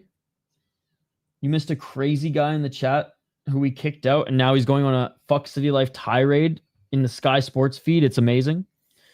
Old Fart was like, it's a robbery. It's a robbery. We're like, nah, man, the guy got knocked down. He's like, you win by knocking someone down? I'm like, yeah. So you missed the fun. But thank you so much for the $5, and he left it blank. I'd say the last 3 weeks, the MMA fights have been good. Do you want to see Battle back in the UFC? Yes. I'd rather watch him in the UFC than fucking PFL. Much love. Ido found a live stream of a chair and is hypnotized him all night. Wait, what? yeah, what? Literally the same reaction. Oh, thank you so much for the 5, though, man. I mean, fuck, what a weekend it's gonna be. Obviously, you're covering the K1 World Max tonight. I'll be covering that after LFA, so I'll probably skip the prelims. Which, honestly, and I say this all the time, the prelims are sometimes the best fights in the World Max because they're just like local Tokyo area guys who just are like 20 to 23 who just beat the piss out of each other for 3 rounds.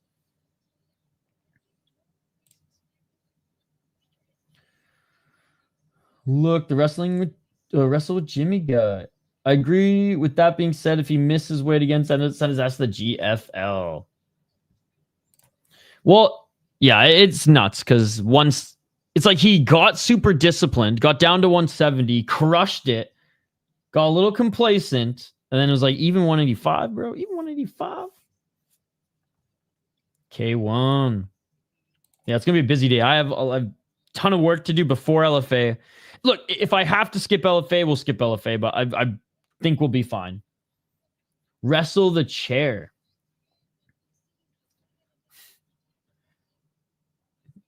All right, into the ring he goes. Chartpayak. Now, they were doing a lot of promo on this guy in the beginning of the card.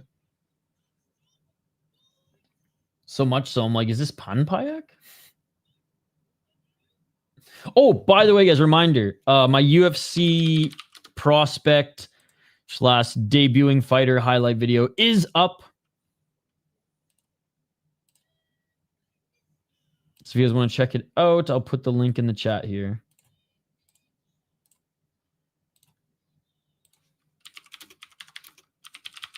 That's like the amount I get stoked now for UFC cards. It's just like I just get excited to watch the prospects because I get to make these videos every week. I prefer to wrestle with Valerii, to be honest. Oh, I know you guys go hard in the paint. I'm so confused. I don't know the chair meme.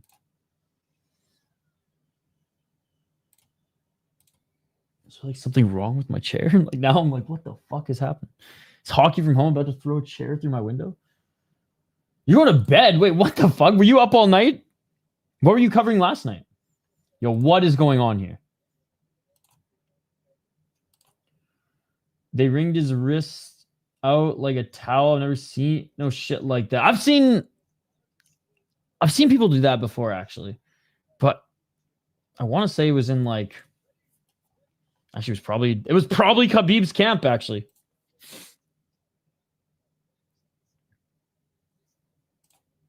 I was just joking. You seriously watched the live stream of chair last night. 250, round 1. Let's get it all. You fell asleep on stream? Oh, damn. I'll have to check it out here in a sec. 239. Oh!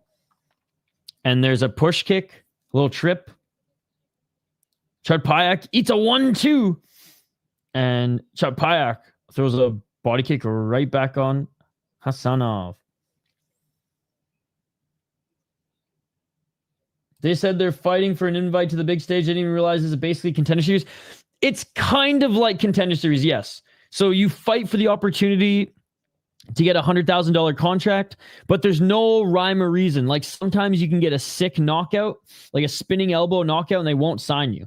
So it's Contender Series, but honestly, it's just whatever the fuck one championship wants. So like there was one guy, dude, it took him 7 fucking wins to get a contract, and he was killing guys. So, oh, and there's another left hand by Kasanov. The trip, though. I thought he tomahawked elbowed. Very cool. How dare you? He's landing some heavy low kicks. Back into the clinch. Hey, Jojo Gazali. What is he now? 18? 127. Front kick by Kasanov. Low kick by Chartpayak. That lead left leg of Kasanov is getting chewed up. Spinning heel kick to the body by Kasanov. Step back left by Chartpayak. Right hand by Kasanov. Left by Kasanov. Knee by Kasanov. Oh, Kasanov's throwing some heat. He cracked Chartpayak. Missing with a spinning back fist body kick by Kasanov. Kasanov's good, man. Yeah, he's good. He's good.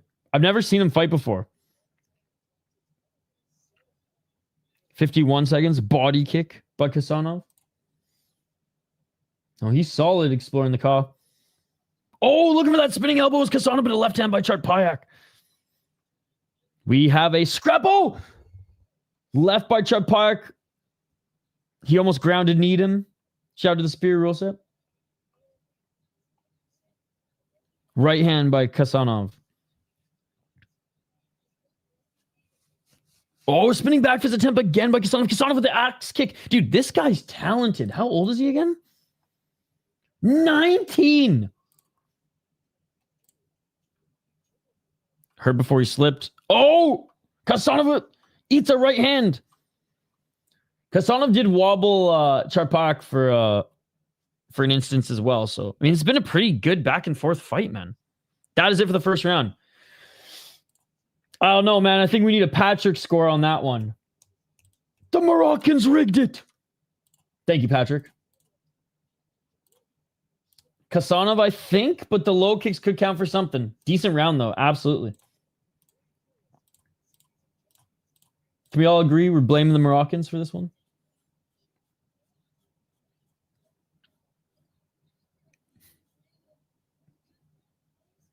Dude, some of these replays, yeah. Oh!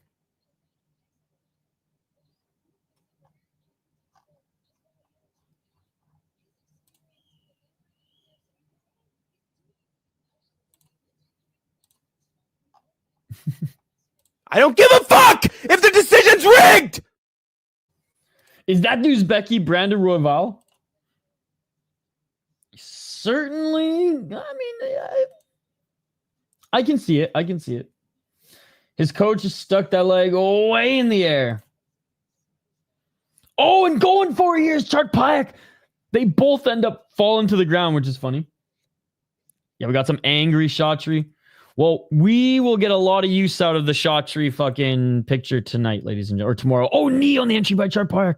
Chartpayak just evaded that spinning elbow. Catching the body kick was Khassanov. Khassanov was looking for a elbow, a jumping elbow. Is this shit UFC? 223. Are they doing the UFC, guys? Are they doing the UFC? I'm not going to lie. If I took that same knee, I wouldn't been with my grandma. Jesus. That was such an elaborate, verbose way of describing that. 2 minutes. Left hand by Chartpayak. Khassanov wasn't able to land anything after catching the kick, and they're clinching, but Chartpayak way more aggressive here with the pressure. It's a wild scrap. 142. Left hand by Chartpayak. Chartpayak missing with the counter. In the clinch, knee by Chartpayak, and Khassanov throws him to the ground. Yo. Front kick by Khassanov. Spinning backwards again by Khassanov. Khassanov to the right, but he's starting to slow down a little bit. Look at the left body of Khassanov too. It is bruised and battered. The left side of the body. Howie Mandel watching in the ring like, damn. I don't think it was a knockdown. 109. I want to see the replay though. It did look like he was stepping back. Left hand by Chartpayak. Body kick. I'll have to see the replay. In real time, I didn't think it was. 52 seconds. Low kick by Khassanov. He is getting tired, though. You can see he's breathing from his mouth a little bit, and he's overextending on those shots. 42 seconds. Knee by Chartpayak. The Uzbeki. Ref separates.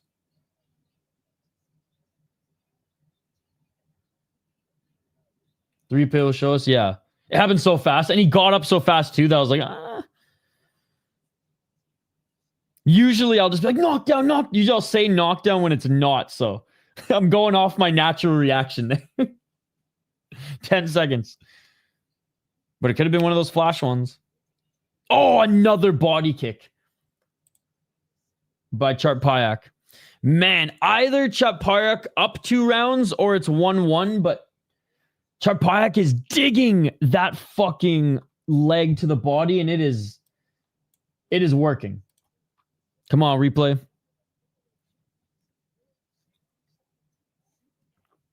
And of course, showing us no replays. That's gambling, baby. Second fight on Eternal 100. Dude thought he was Anthony Pettis and went for a Superman punch off the cage. He got countered with a clean right hand as he threw it and got finished. No fucking way. I'm sure Kaposa or somebody's tweeted that. All right, now they're showing replays.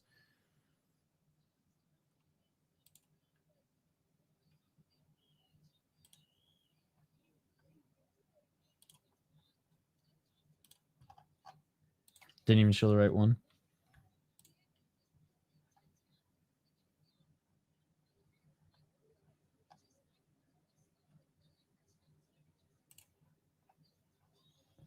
Fuck, Kaposa didn't even tweet it. Fight Pass must have been. All right, round three.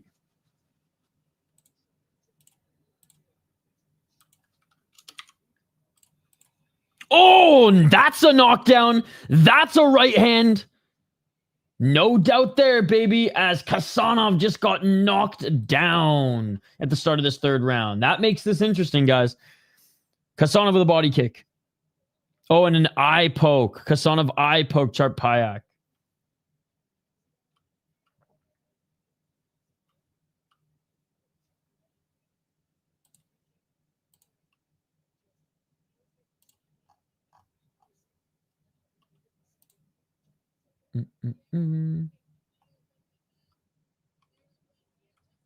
I don't know who it is. All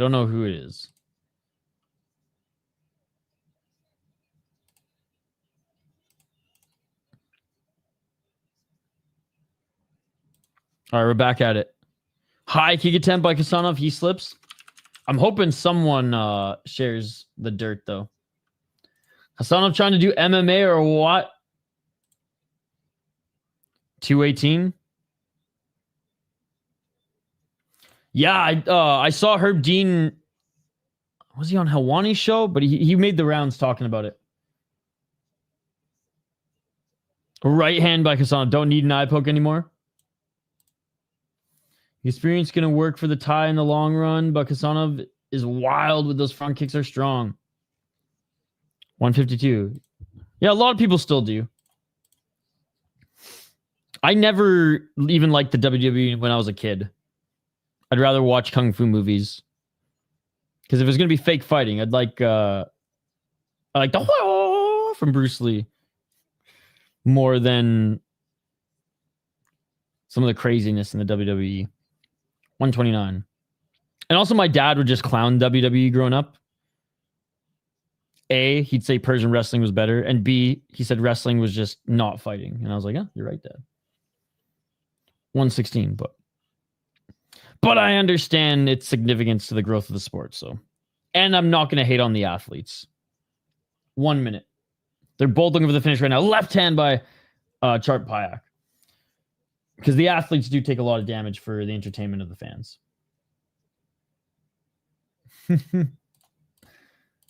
Sabina, he's done pretty good. But I don't think he's going to win the fight unless he gets a knockdown. Or he's not going to win the fight unless he gets a knockdown. I almost had a Patrick moment there. 42 seconds. Low kick by Kasanov.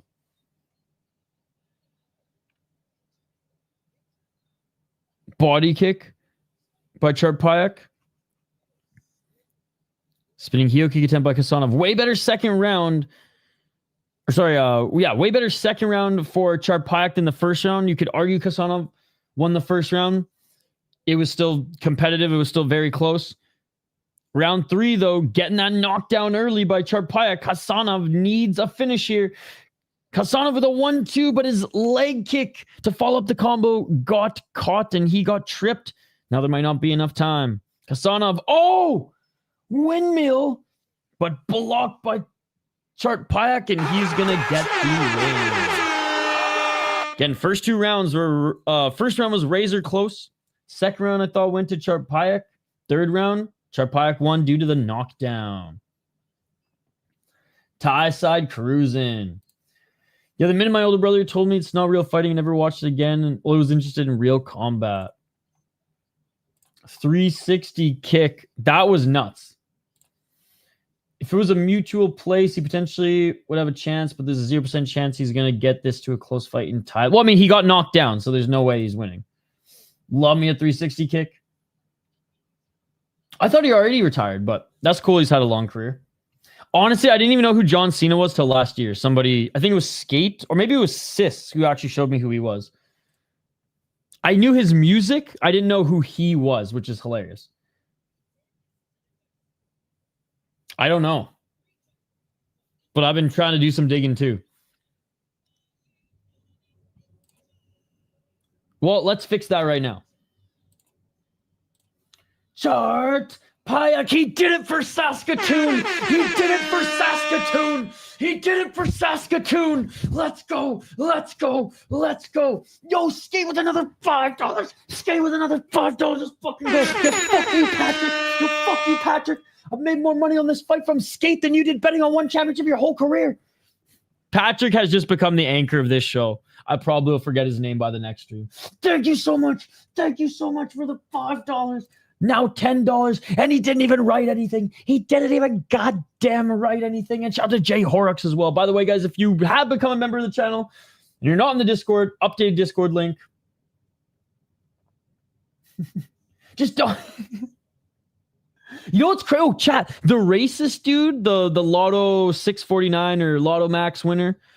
You guys in the States don't know what 649 is, but he said some fucked up shit in Skate Stream too and hooked him up.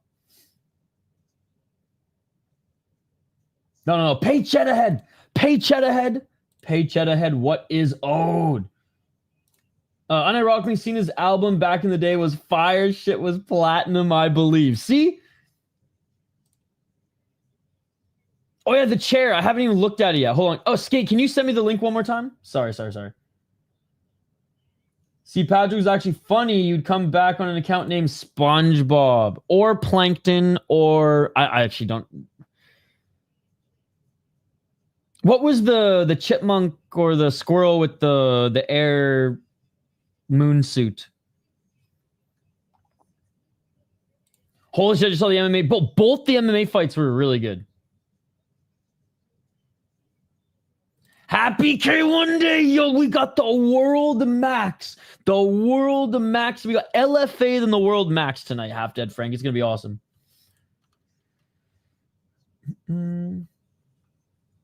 Yo.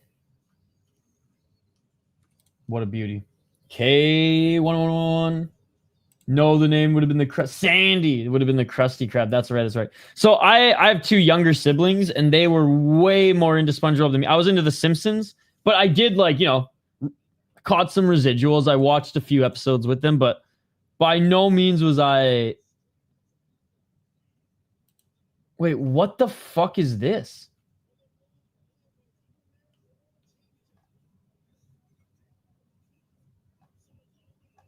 Is this what MMA YouTube is coming to? Bro's got more likes than dollars in my bank account? This is what MMA YouTube has come to? Wow. Wow. It slaps. Is that Musical's new channel? Treehouse of Horrors is great stuff, dude. I look forward to it. I looked forward to it every single year. There were some crazy, I guess the kids call based clips from WWE. I will say that. Sandy cheeks because she's thick. Someone else changed their name to Patrick last week and started arguing with him. It was brilliant. I love how this guy's a regular, just old fart troll. That's hilarious. Because J-Hawk's I know that guy. I mean, you could probably make a lot of money. You remember, in the States, did your guys' channel 2 during Christmas just have a fire with someone every now and then would stoke the log or throw a new log on it? We used to have drinking games where whenever we saw the poker, the guy put a new log on it, we'd cheer and get fucked up when we were in college. And then we got so baked one weekend, we made a fire on the beach, filmed it for 3 hours, and sent it into the local TV station, and they never got back to us. Terrible vibes. Terrible vibes. That's Canadian as fuck. You guys don't. So there's a channel I don't even think it's year round. It's a public channel. So even if you don't have cable, you just plug your TV in and have if you plug your cable cord in, you'll have that channel. Nice, Alex Pereira.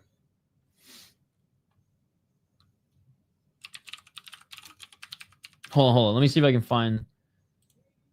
Oh my God, it is totally Canadian. The Secret History of the Fireplace channel. So, dude, this is blowing my mind that you guys didn't grow up with this.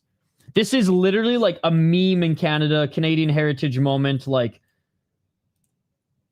You guys didn't grow up with this on channel 2. That blows my mind, dude.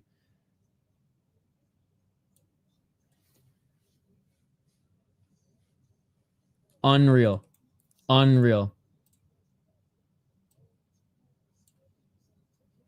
It inspired us to literally start fucking posting shit on YouTube.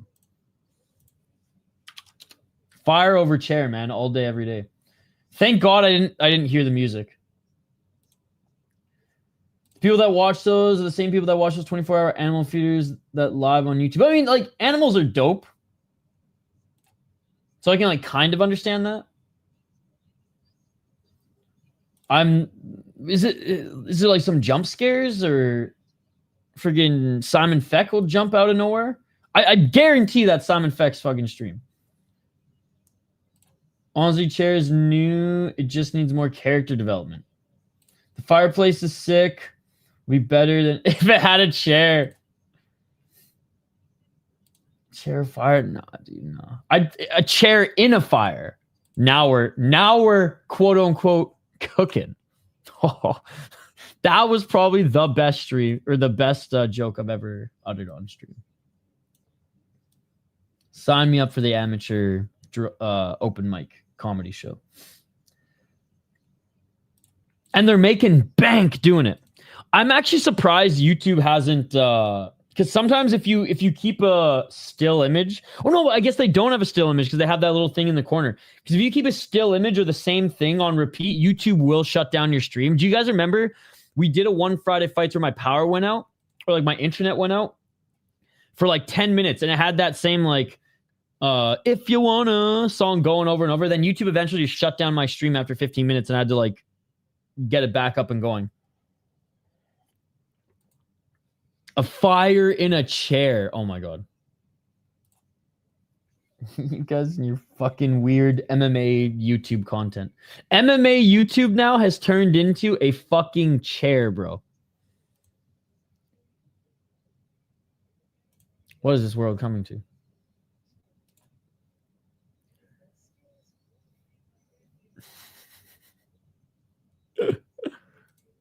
Oh. All right, we'll get a coffee after this fight. I've been saying that like 4 or 5 times now. Oh, is UAE Warriors on? Yo, Fight Pass really didn't post any of the Eternal highlights? Like, what the fuck, dude?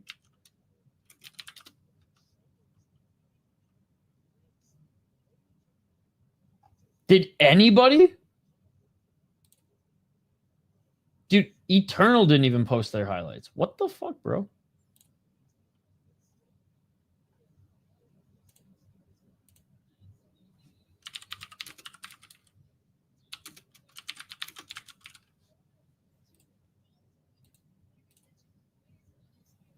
This fight has been a bang, or this fight has to bang to wake me up.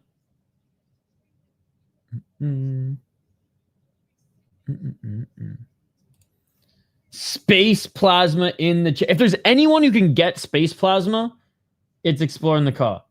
Oh yeah, it's not MMA YouTube and Giuliano and Musical and Rigo and Simon Feck are. Come on now. Come on. That is more MMA YouTube than half the guys I just uttered. Rolling Thunder right now. All right, let's get to this next one. We have Klarob Nui Kafboran. What a name. What a name. 25 years of age.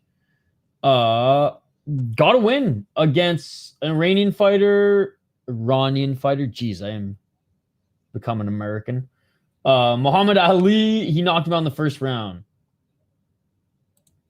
Sirichok Somai out of Thailand.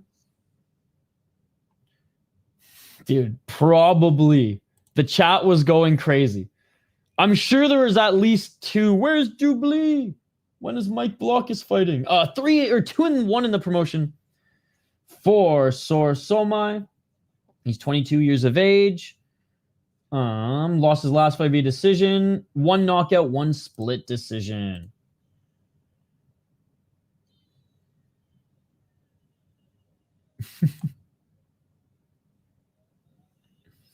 On to chair chat and MMA talk. For sure. Show the fight. 80-15, by the way, for... Wait, what the fuck? Is this not the next fight?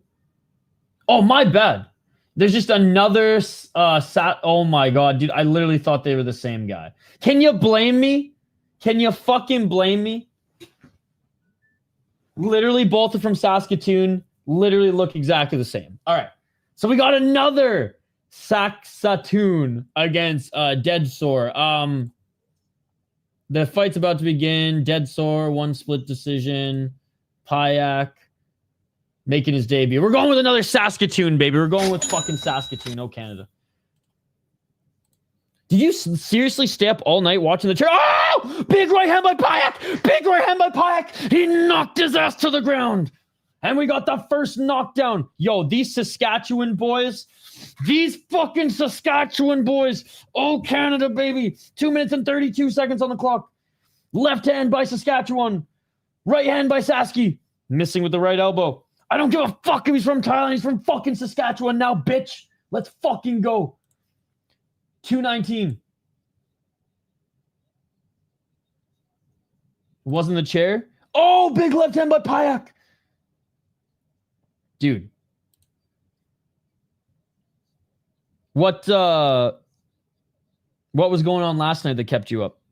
2 minutes. Left and right by Payak. Oh, Payak with the right uppercut. He knocks him down again. Dead is dead. Dead is dead. Dead is dead. Oh, and there's another one. It is all over. It is all over. Canada, our home and native land. True patriot love.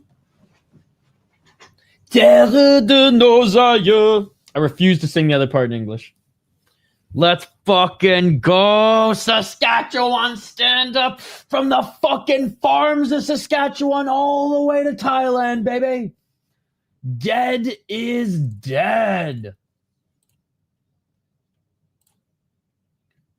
Dead is true to his... There's a second, bro. Look at this. Look at this. Striking ace. I got them mixed up because they're literally the same person. And this ain't no like, oh, you know, racist stereotype, whatever. Oh, they just look the same. Nah, bro. They literally gotta be brothers. All right, now we have this fight. One championship, put a chair in the corner. Yo, what's the promotion where they don't put a chair in the corner that we've been covering lately? Oh, why am I blanking? Octagon.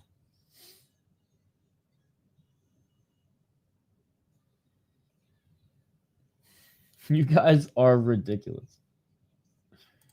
And that one time I didn't have the cameras on. Espresso ready so I can have City Life energy. Bro, I am only one coffee in. I need to get another one going here soon. I don't know, when I work for like 12 hours, I just stay up all night. It makes no sense. See, I'm the opposite. If I work for 12 hours, I'm going to bed. All right, well, get some sleep because tonight you're not getting sleep. Tomorrow, you're not getting sleep. Which, thank God, I don't want anybody to see me getting knocked out. Yeah, it sucks. Good way to start the day. You're crazy. All right, well, get some sleep, dude. Or actually, no, don't get some sleep. Fucking wait till one's done, then get some sleep. You think Octagon or One averages more viewers at this point? If we go... Oh, man, honestly... I don't. One is a bitch and don't share their fucking numbers, but probably still one flopping around. But Octagon, their growth has been insane, and it's super cool to see. And both Octagons, like if we're talking Octagon with a C, they're getting millions of views on their YouTube channel. Octagon with a K is getting 60,000 seat arenas sold out. And TV deals and stuff, right? If we're going Octagon with a K, I mean, maybe them over one, but if we're going Octagon with a C, I'm still going one. Oh, man, my hair's escaping the toque. Insomniacs unite at chair. This fucking guy was so desperate for the bot, he fought twice under the same name. All right, see you, buddy. Thank you so much for the donations again. Let's fucking go. Oh, I make a mean butter chicken. Not as well as you guys do in the motherland, but... I just don't know if I've ever been knocked out cold. Definitely had my ass beat a few times. I don't think I've ever went out. I got elbowed in the fucking jaw in sparring one time. And that put me out that put me out cold. Like oh shit, yeah. He got rewarded. Let's go. The worst, I've said this before on stream, the worst, I probably got like flash TKO'd, but I wasn't out. The worst was when I got in it wasn't even a hockey fight. It was just like field trip at the skating rink. And me and this one guy got into a scrap, but it was like 2 or 3 against 1. And I swung and I missed because I'm on fucking skates.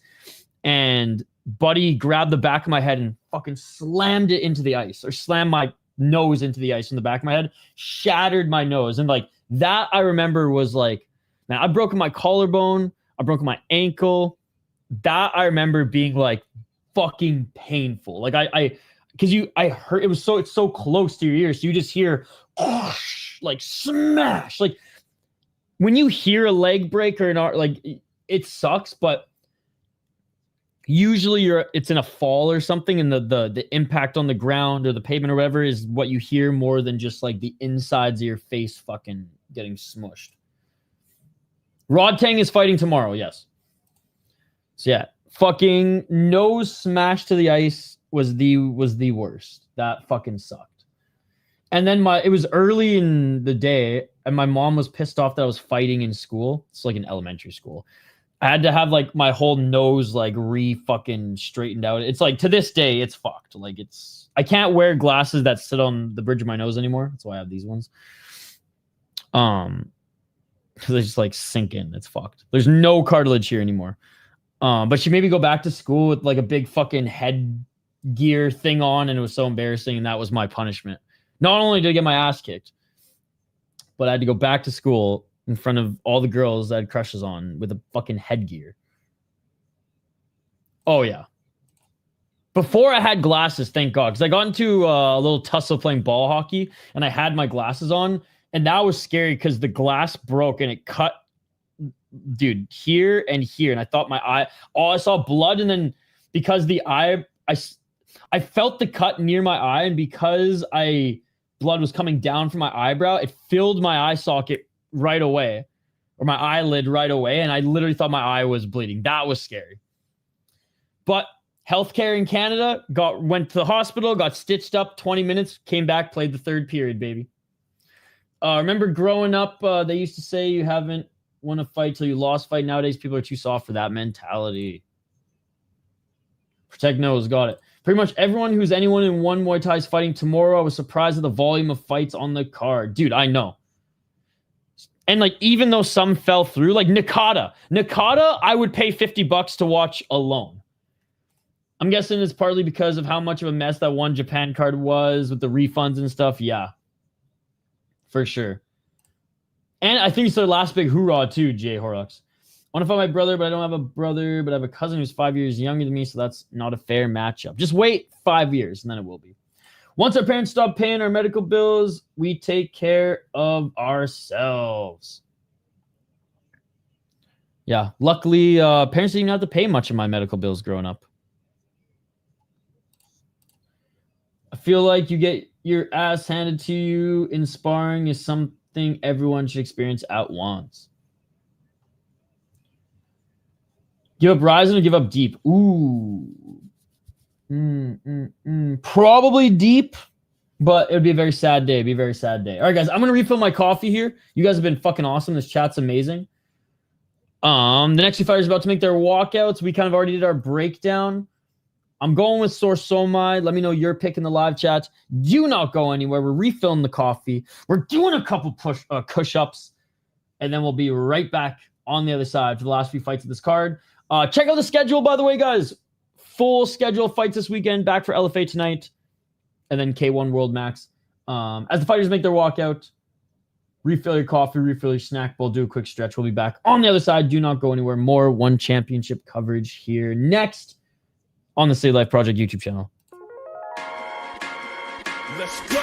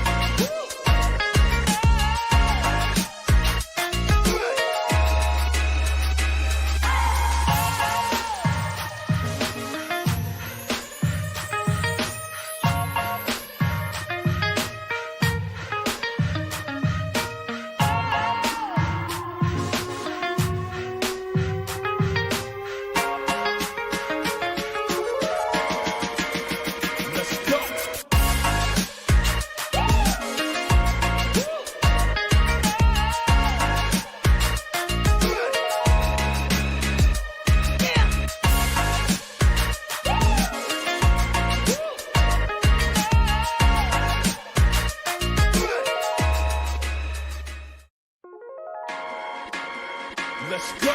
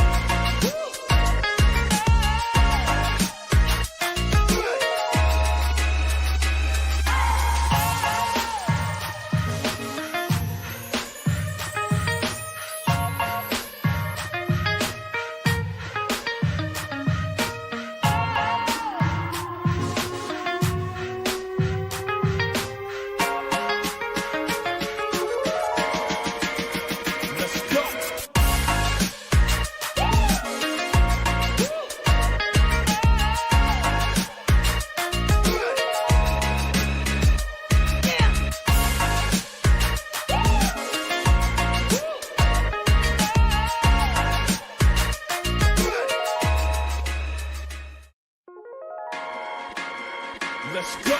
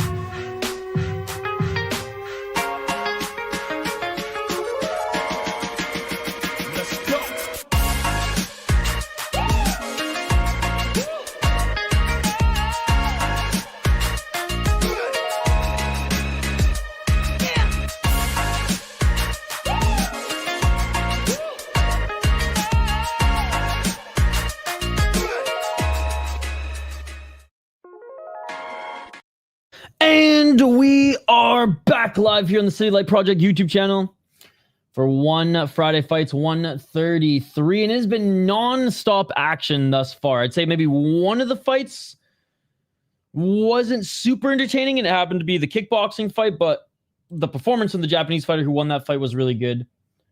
All of the above. Muay Thai. Great to see Raphael as well. Yo, we have a bunch of members in the chat here too. Thank you guys so much. I know yesterday I fell asleep before the membership stream, but it has been rescheduled for this afternoon. Honestly, guys, oh my God. Thank you, Hafted Frank. Honestly, guys, what would you prefer? Would you prefer me do the membership stream right after this?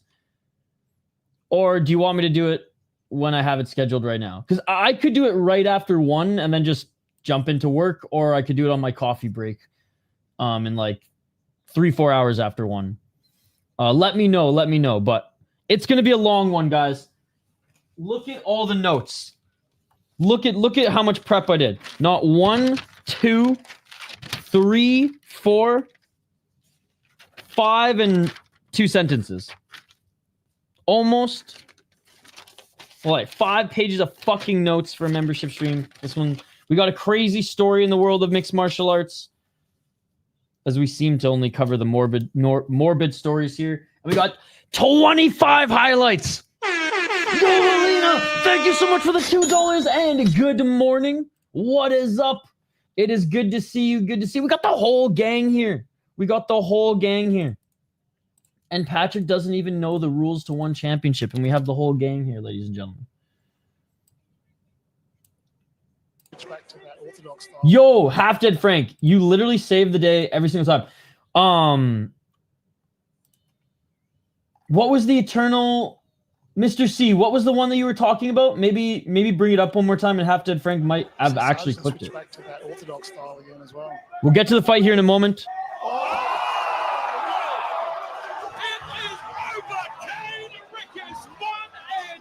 I love how Blue Corner just did a walkthrough, even though... Oh, shit!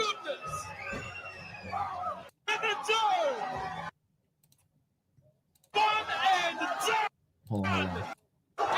You blink, you missed it.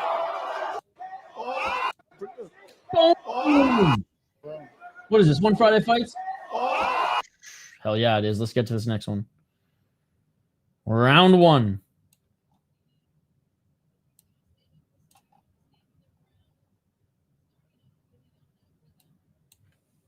Let's get it all.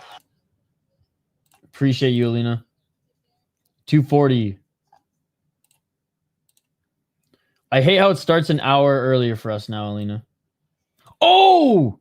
Big right hand. Klarob. Sirichok.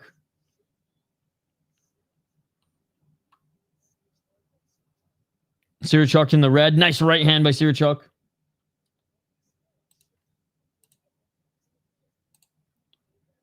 Hey, what's up, Dirty Hippo? I thought Islam was a big favorite last night. Now Jack is the big favorite? It's rigged. It's rigged, guys. I don't give a fuck if the decision's rigged. I don't give a fuck if the decision's rigged. I don't give a fuck if the decision's rigged! I don't give a fuck if the decision's rigged! Fuck, I'm so sorry. I didn't know it was on loop. I'm like talking away, then I noticed Hank's still on the screen. No, you gotta stay up. You gotta stay up then. We'll do the membership stream right after this. It's gonna be a weekend. Let's do this. 134 right hand by Klarob. Klarob looking for a high kick. I missed the prelims.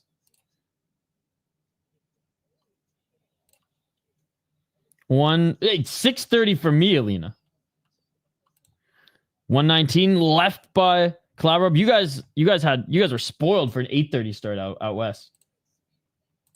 That's just gold. Overhand right by Sirichok. They're throwing in the pocket. Klarob and Sirichok are absolutely throwing. Nice pop right jab by Klarob and a right hand by Sirichok. And he knocked down Klarob. That's going to count as a knockdown. That's going to count as a knockdown.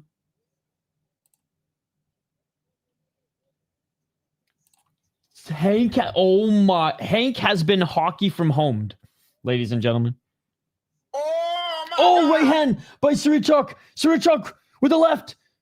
Klarob swinging for the fences here, but you can tell these days. 36 seconds, another right hand by Sirichok. Sirichok needs one more to knock him down. Big right hand by Sirichok.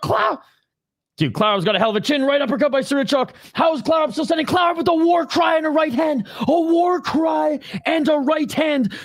23 seconds. Klarob literally just screamed in his face and threw a right hand. This is insane. 14 seconds. Klarob walking forward. Klarob with a double right jab. Oh, clash of heads. Clash of heads. Each of them throwing rights. Another right hand by Sirichok. Sirichok, left hand. Honestly, that was a slip, even though he got hit. But, like, how was Klarob still standing? How was Klarob still standing? I always give him a try. You're a good guy, ready. 10-7 or 10-8. These boys are throwing. It's a 10-8 because of the one knockdown. If there were two knockdowns... Yeah, because the second one didn't count as a knockdown, so it's just going to be a 10-8. And I don't think the second one counted either. Did he get hit on the way down? Yes, but he was on the way down.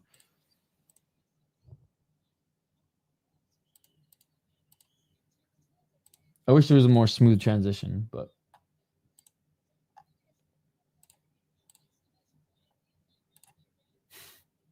I was going to say, but we're not in Thailand. Ba-dum, boom. All right, here we go. Round two.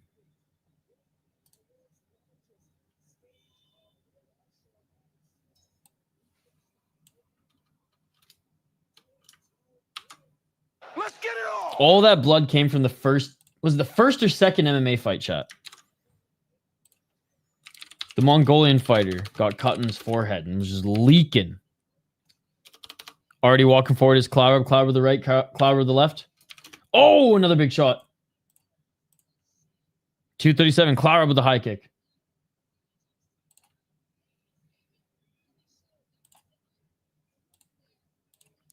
$228. Center. Right hand by Sirichok. Sirichok eats a right uppercut by Klarob. Clinch. Ref separates it. 210. Right jab by Sirichok. Back in the clinch. Sirichok with a nice knee. I mean, Sirichok won that first round and now might be adjusting to a clinch and knee plan here. They did clash heads in the first round too, guys. Right hand by Sirichok. Nice sweep by Sirichok.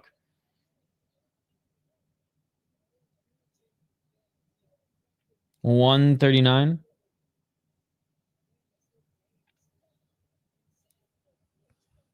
I like Klarob, dude. He's got some swagger. Oh, big right hand by Sirichok. Sirichok might have punched himself out a little bit in that first round too. He's definitely slowed down here. Right uppercut by Klarob. In the clinch, knee by Sirichok. I mean, the pacing of that first round was stupid. 112. Klarob 1-2. Yeah, Sirichok's tired, man. Left hook by Sirichok. Right hand by Sirichok, but he eats a right jab. Sirichok missing with the left hand and right uppercut. 58 seconds. Right by Sirichok. Right hand by Klarob. Knee in the clinch by Sirichok. God, the thing is, like, Sirichok might steal this round because of his clinch work, but Klarob's had the more aggressive round. Oh, Klarob with the left hand. Counter right by Sirichok. Low kick by Klarob. Klarob with the left. Sirichok with the right as well. Right elbow by Sirichok. Dude, how did Klarob take that? How did he eat that, bro? How? And how did a straight shot drop him that elbow not? 19 seconds. God, I think it's a Sirichok round, man. Right jab by Sirichok. Just the little things. Oh, big right hand by Sirichok. Like, the fact that Klarob is another right hand by Sirichok. So aggressive this round after getting knocked down in the first is crazy. But yeah, Sirichok, he came back there at the end for sure. And again, the clinch work, it's not pretty, but those knees count for something. Round 3, but Sirichok, he was tired. He had like a second win there at the end. These boys eat shots and get stronger. I want Klarob to win. He needs a knockdown.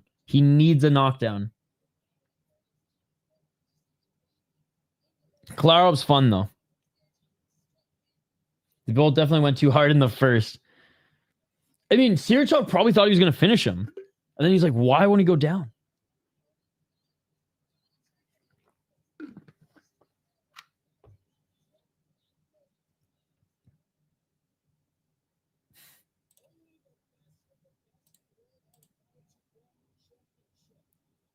All right. Third and final round. What a fun fight. Let's get it. Left elbow by Klarob. 254. Klarob with the left hook. Clinching is Sirichok. I mean, I'm not surprised. This is like the equivalent of get the takedown and keep top position in MMA. Get the clinch and land knees, but Klarob is making it difficult for him. Right hand by Sirichok. Sirichok with a 1-2. Knee by Klarob. You can never tell. Klarob more of the brawler. Sirichok way more technical. And Sirichok with a 1-2. Another 1-2 by Sirichok. Left jab by Sirichok. Sirichok getting back in the clinch. He's eating some right uppercuts by Klarob. 2:22. Ref separating them. 2:17.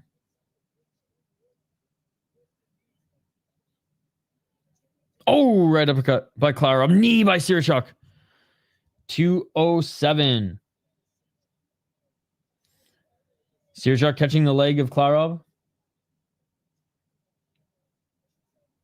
157. Right hand by Sirichok. This is wild tie. Right hand by Sirichok. Klarob missing with that left. 137. Knee by Sirichok in the clinch. I mean, Klarob's obviously getting a little tired too, but Sirichok doing a better job managing how much he slowed down from the first, second, and obviously now third right hand by Klarob. Klarob on the front foot. Nice job clinching by Sirichok, and he lands another couple knees. 1 minute left. They reset at center. Step back left by Sirichok. Right hand by Klarob. Double left by Sirichok. Right hand by Sirichok. Klarob eating more jabs. Another right hand by Sirichok. Klarob just can't get anything going, and Sirichok back in the clinch. Sirichok dead tired, man, but still landing all the shots.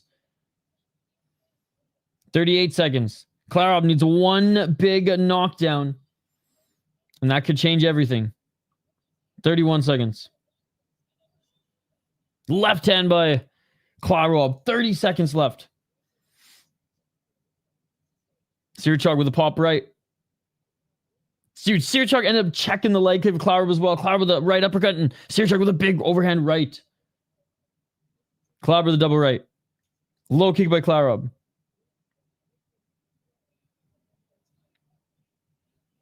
Still keeping him at bay with that left. Klarob with the left. Right hand by Sirichok. And that is it, ladies and gentlemen. Sick fight. Sick fight, and Sirichok's the real deal, James Neal. He fought that fight smart after he didn't get the finish in the first round. Klarob tried. No, both of them are fun to watch. Klarob, dude, I can't believe he like awoke from the dead. Can't be a draw. Whoever gets the most knockdowns wins the fight, and I like that. And honestly, I don't think Klarob won round 2 or 3. You missed a damn good fight. Damn good fight. Sirichok's very good. Klarob's a brawler and has an insane chin. But Sirichok knocked him down in the first round.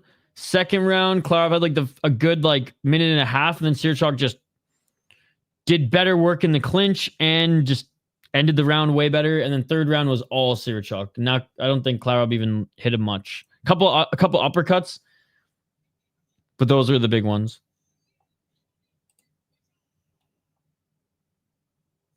Yeah, Sirichok wins. Got sacrificed one of the fights for a shower. It's tough because you never know which ones are going to be the bangers or not. And sometimes with one, like you'll shower and it'll be like 3 fights because they'll just be so fast. All right. 4 more fights left, guys. 4 more fights left. It's so weird because it's still so early because I'm just used to the 7:30 start for me. Starting an hour early, I'm like, whoa. We got 4 more fights and it's only 9? What is this? What is this? Right? Now, kickboxing, I guess. All right, we have Petmuangsri T Dead 99. We're going to have another dead guy. The last dead did not do well. 22 years of age. He is 2-2 as a pro. Lost his last fight via knockout. Won the fight before then via knockout. Lost the fight before that via knockout. And won his first fight via decision. So he's got, excuse me, 1 TKO, 1 decision win, and 2 losses via knockout. His opponent, Sanpet Salachip, 25. He is 4-2 in the promotion, 2 knockouts, 2 decisions. Was on a 3-fight win streak when he entered the promotion. Lost to Mawin and Payak, and then came back strong in August, getting a knockout in the first round against a fellow Thai. I'm going Sanpet. I'm going Sanpet on this one. First time JDM steps on the scale, he's 0.4 over. He drops his shorts, and he officially makes weight. Now let's go. I'm showing a Rod Tang highlight here. Takeru versus Puric is just so fitting based on, Takeru not being able to beat the big dogs in one like Rod Tang and Superlek. Which it's kind of sad because Takeru, who is still like just in the twilight of his prime, signed to 1-2 fight Rod Tang. And then that fight didn't happen for like 2 years. And Takeru had to rehab his knee and his leg that was destroyed after the Superlek fight. So that was unfortunate, but I don't know how much friggin' Takeru we're going to see after. I mean, if he gets starched in this one, he might just retire. If he wins in this one, I'm sure he can be swayed to fight somebody else for whatever money that one has left.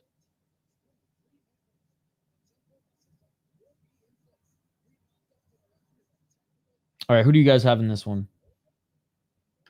Oh, that last fight ended so quickly. I didn't end up even making coffee last time because I didn't have enough time. So if you guys don't mind, maybe I'll do that and then we'll just run the rest of the stream. Oh, wait, they're making their walkouts now. We're good. Very nice, Alex. LFA, assuming I get all my work done, which I probably will, the main card, and then the K1 World Max, which the K1 World Max is projected to be a 9-hour card, guys.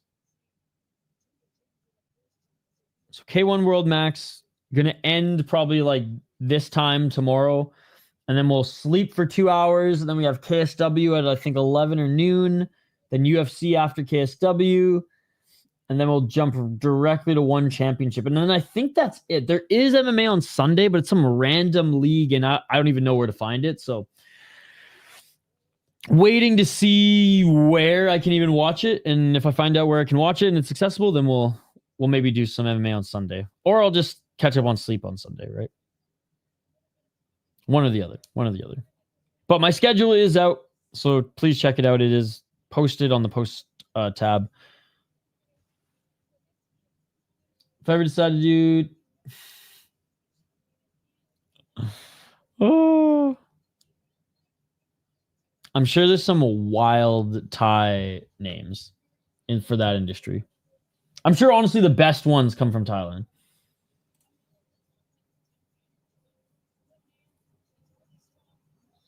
Whaley. By... Fuck, I can't believe I lost to Rose Namajunas embarrassingly via head kick. I'm going to do the same to Valentina. No, I mean, Valentina does have the size advantage, but Whaley's wrestling has come so far in her career. I'm hoping that Valentina is unable to grapple with Whaley, and that just becomes a striking match, and the best woman wins. I could care less about that fight.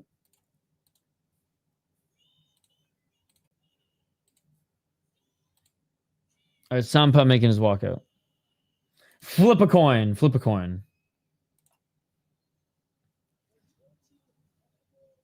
It's funny, the 25-year-old looks way younger than Mr. Dead. Valentina got a TKO because Whaley's got the youth. Dude, Whaley is the same age.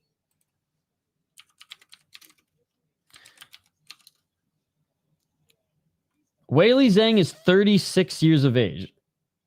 Valentina's 37. Now, Valentina's had way more fights in her career, both Muay Thai, kickboxing, and MMA, but yeah.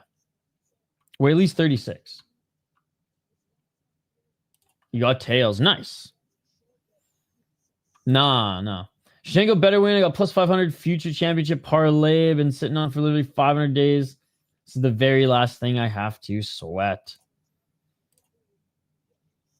If Shevchenko comes out there and fights like the old Shevchenko, then I'll root for her, but it's tough not to root for Whaley.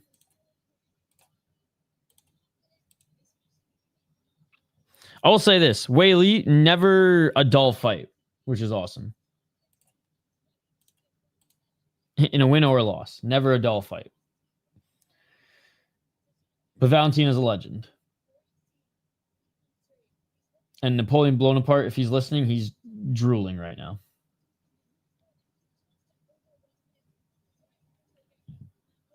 Man, I wonder what Patrick has bet on in that fight. Yeah, what would Patrick do? Well, first, he wouldn't look at the rules.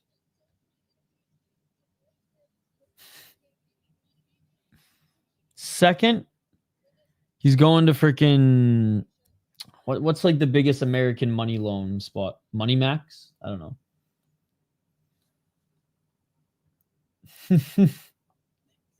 Dude, I can't wait for the year in review video.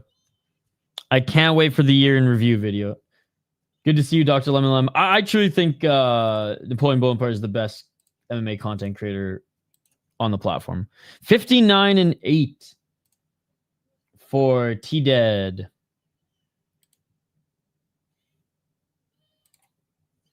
There you go. You could honestly pay his debt probably, and it'd be like a penny. A penny to you. Which I heard the states are going the Canadian route and they're eliminating the penny. Well, at least stopping production, but that's how it all begins. 89-32 for Sanpet. Yeah, dude, UFC live chat is crazy. They're absolutely crazy. They are fucked. To be honest with you, I already celebrated the parlay. I have no idea why they're doing this fight this year. They're supposed to do in 2026. Idiots. Oh, that's annoying then. Same Napoleon's my favorite. Just watching the Moneyberg doc again last night cracks me up. True, we're not going to make any more pennies, but we have around 200. It took a little bit in Canada. It took like 2 years before like you just stop seeing them. You got 200 million pennies. Yeah, it took a little while in Canada before you just stopped seeing them. 244, because eventually everyone's kids just like took them in for a few bucks and she gone. 232. Oh, right hand. If they're actually copper, then I'd melt the bad boys. Sell them for some liquor money, Ray style from Trailer Park Boys. Ayo. That shit beautiful than a motherfucker. 217. Left hand by Sanpet. Oh, body kick by Rittidet. Rittidet eats a left by Sanpet. Some knees in the clinch. 159.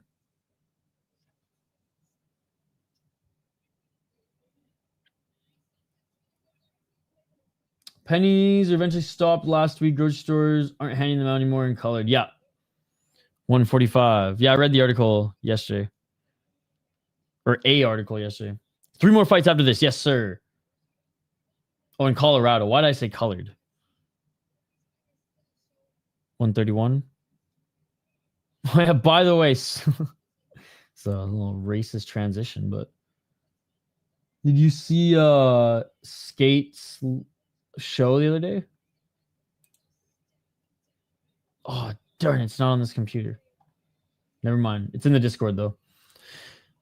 And there's a slip by Rittidet. Let's just say the Thai fighter, the Dark, made another appearance. They're copper plated, apparently, but a zinc core. They used to be real copper for 1 year, 1943. Or the 1943s, they were steel. I forget, but early in Canada, they were copper too. But then they quickly found out that the penny, like, it was more expensive to make than it was worth. So, no, the pennies haven't been in rotation for almost a decade, I want to say. 29 seconds.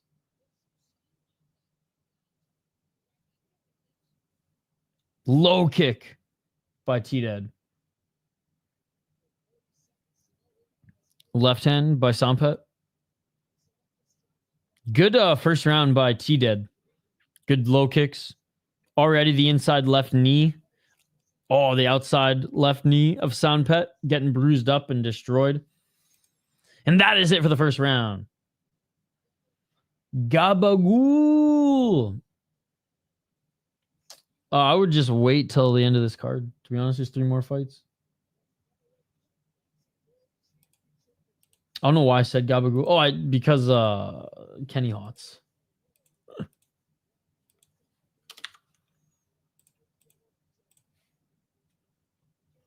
I don't know what I'm going to make today. I don't know.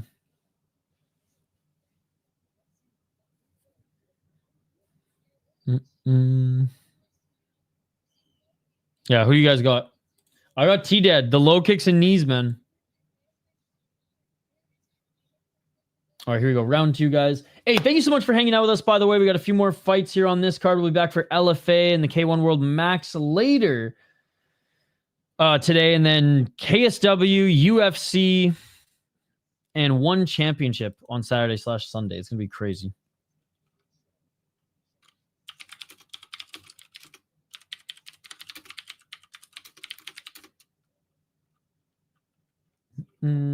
Benil missed weight. Damn. Benil, I don't think Benil's ever missed weight. He's one of those guys who's kind of always been like super professional in that sense. So I wonder if he's sick or something.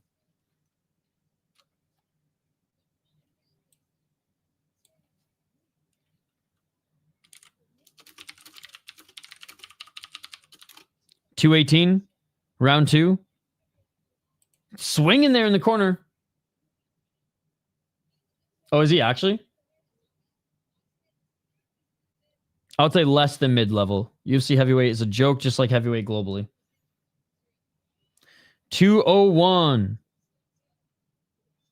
Yeah, I wonder. I mean, we hardly ever know what happens behind the scene, but Benil Dariush is not one who I ever expect to miss weight. 147, body kick by T-Dead.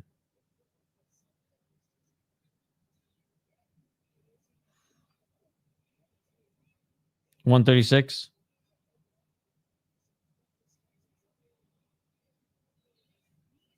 Damn.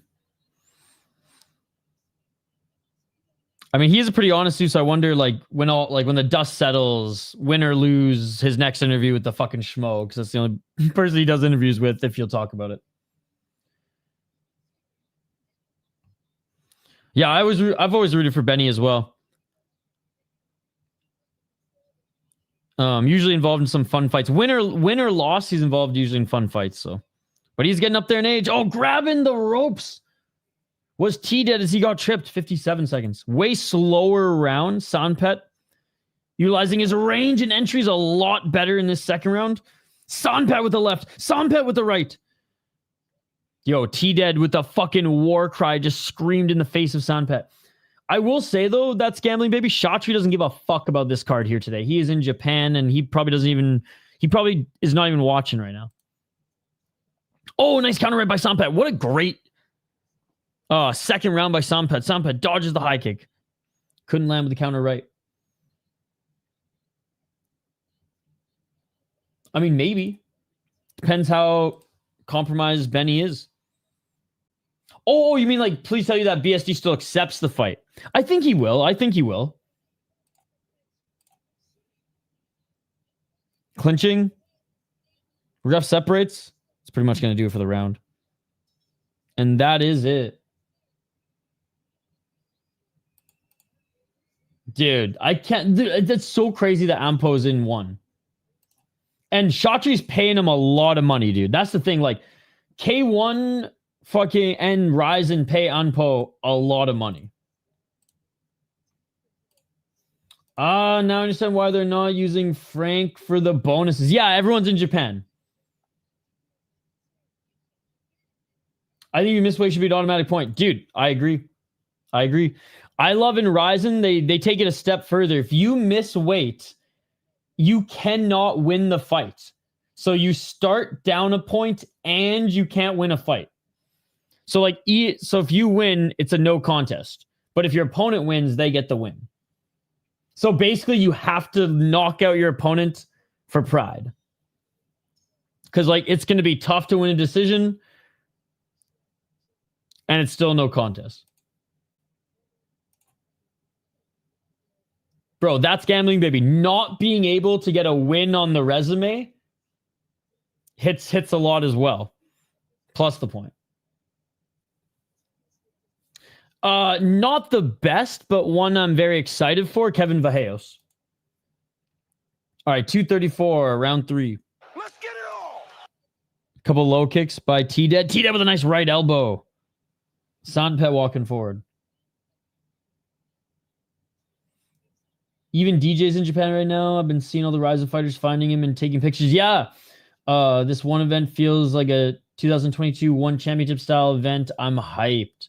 I'm very excited for it as well. It sucks it overlaps with the end of the UFC, but we will stream UFC 322 until the end because everyone seems to care about the title fight. And then we'll jump over to 1.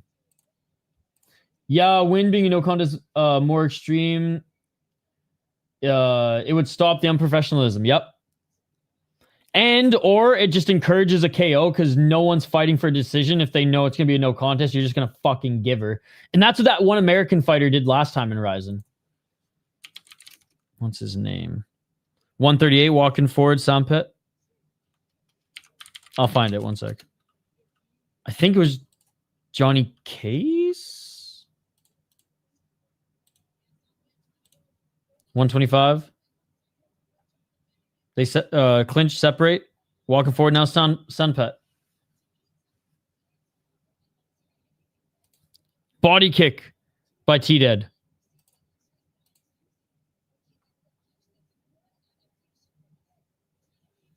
Oh, in the clinch. Nice knees.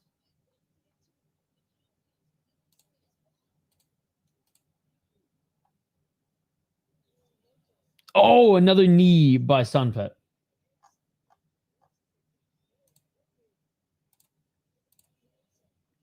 $47 seconds remaining in this third round. Back to the clinch for Sanpet. And ref separates. Fuck, what rising card was it on? 35 seconds.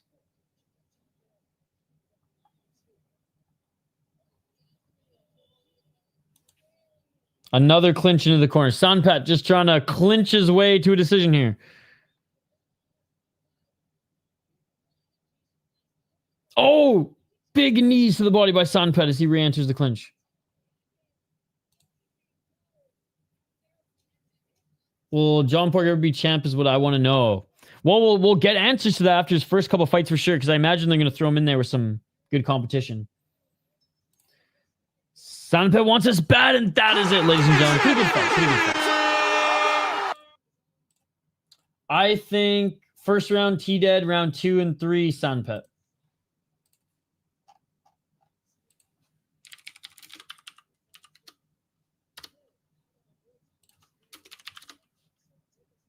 Okay, it was Johnny Case. And it was at Ryzen in Korea. Yeah, so he missed weight. Let's see if I can find the highlight. And so he couldn't win via decision because it'd be a no contest. So he's just like, fuck, I'm just going to go for the knockout. And he knocked out O'Hara. Which, by the way, O'Hara, the deep, I believe, interim champ now. Let's go.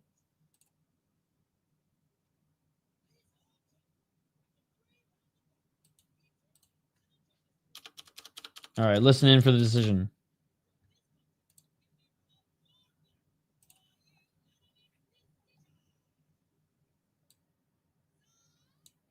Sanpet! Good decision, good decision.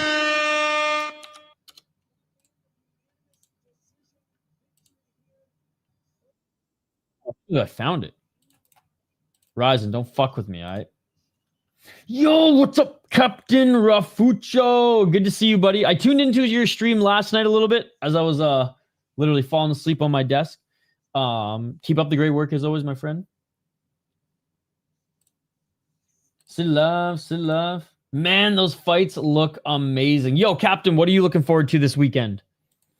Down goes Rittidet. Dude, 2 dead guys today on the card. Literally and figuratively.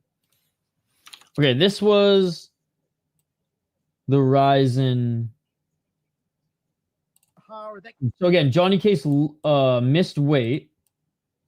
And so he's like, fuck it. I'm just going to... Case, it's a starching jab. It's a javelin and a jab. So, no contest, but at least he feels... No, at least for pride. Dun dun dun dun dun dun dun dun dun dun dun dun. Wrong pride, wrong pride. Dun dun dun dun dun dun dun dun. I'm probably gonna get copyright for just doing that. Do do do do.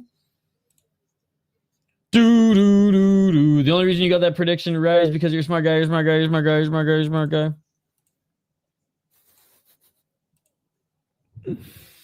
Oh. Just because you get more picks right doesn't mean you're better at predictions than me. Had to make sure it wasn't on loop. All right. I'll get a late poll question up. Are you guys looking forward? What card are you looking forward to the most? 173, UFC 322, K1 World Max, or KSW? Which I don't even know. What was it? KSW. What number is it this week? It's not the biggest card, but there's some decent fights. KSW 112. Prospect, Patrick Kaczmarczyk is fighting, defending his title against Soldayev. Or sorry, fighting for the interim title against Soldayev. Who Soldayev's a fucking sick cunt of a fighter as well.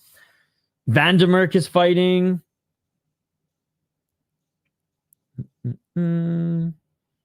Skaradek is fighting. Kamil Skaradek is really good. Lushima. Yeah, there's just some fucking sick fights on that card. So my heart would be warmed if KSW won. By the way, guys, smash that like button if you haven't already. Let's try to get to at least 50 likes. I know there's probably a casual cake. But I would skip one on Amazon, but disappointed too many times. Dude, the last one was awesome. We actually were talking about you. The last one I said was the best fight card of the weekend last week. Hands down. Fury was very close. I would say it was one fight night, Fury, and then UFC.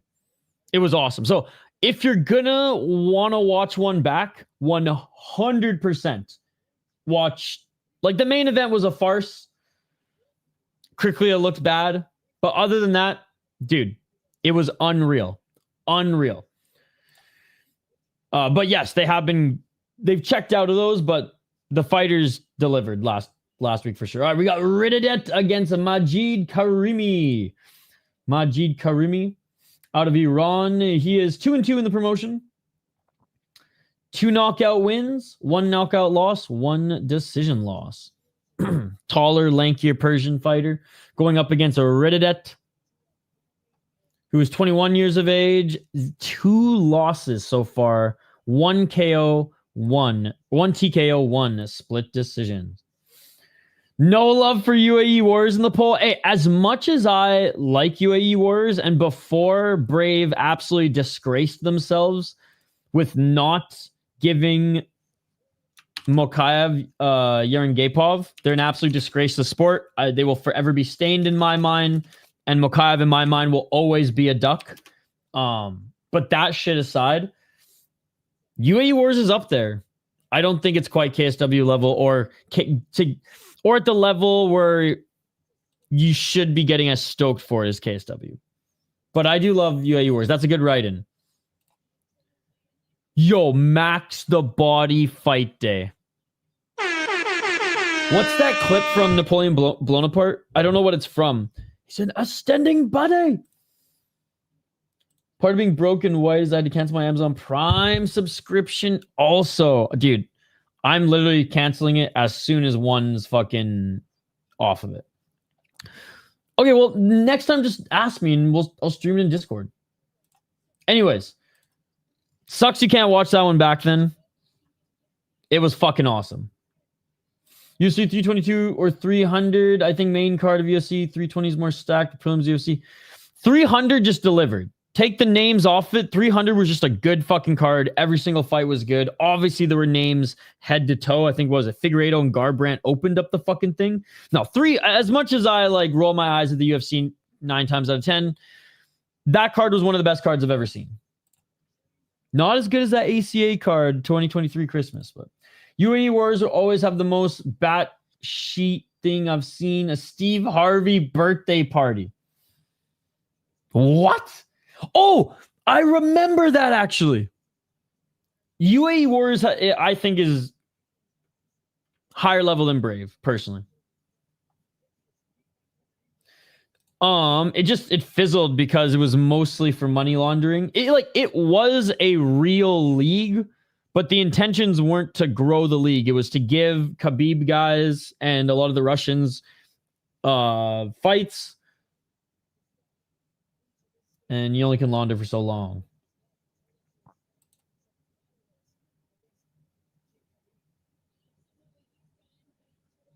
Yeah, I mean,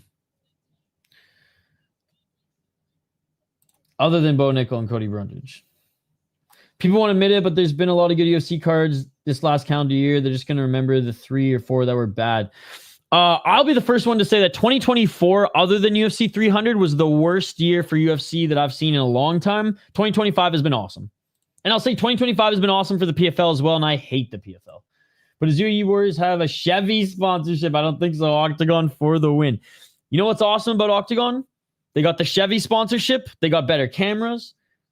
They're showing every single show on YouTube. Yes, they got to keep Tony Ferguson the fuck out of the arena because he keeps tripping over the cord during the main card, but that's okay. No, UAE Wars is awesome. And that's Rainer de Ritter pulled that coup on one championship and was able to go to UAE Wars. Oh, my buddy just sent me a hockey fight. Oh my God. It's not even a hockey fight. That's so funny. It's the player grabs the net and traps the goalie in it, like throws it on him. All right, I'm going with the Persian fighter here. Let's go.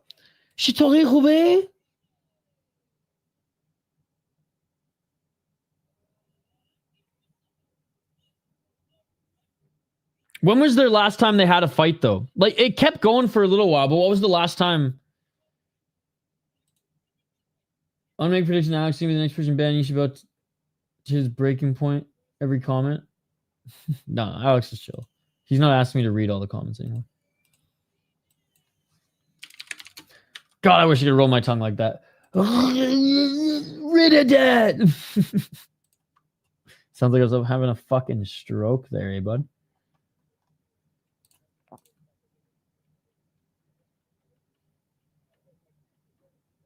I don't think, I mean, he helped, but I would say Chuck was the biggest boom that I saw before Rousey, then Connor. It went like Gracie, Chuck, Ronda, Connor. 255 round 1. As far as the ones that made the biggest booms. The biggest waves. 246. People forget, man. When people heard UFC, they thought of the Iceman for so long. Chuck Liddell, arguably the better entourage appearance, too. Low kicks by Rittidet. Not arguable, it is fact. Gotcha, John. 228. Low kick by Rittidet. Another low kick by Rittidet. Another low kick by Rittidet. He's destroying that lead right leg of Karimi. Jesus. No, I disagree. 209. Low kick by Rittidet. If Chuck Liddell, Hoist Gracie, and Ronda were in this social media era, those two wouldn't even be in the same conversation. 152. Ilya is very, very famous in Spain and Georgia, but okay. 144. Pereira, arguable. Ilya, not even close. 138. Nice. Okay, well, let me see. They haven't done an event in a long time. As far as I remember, anyways. Maybe they snuck one in there since the last time I saw it. Body kick and low kick by Rittidet. Dude, this has been all Rittidet throwing low kicks at Karimi. Another one.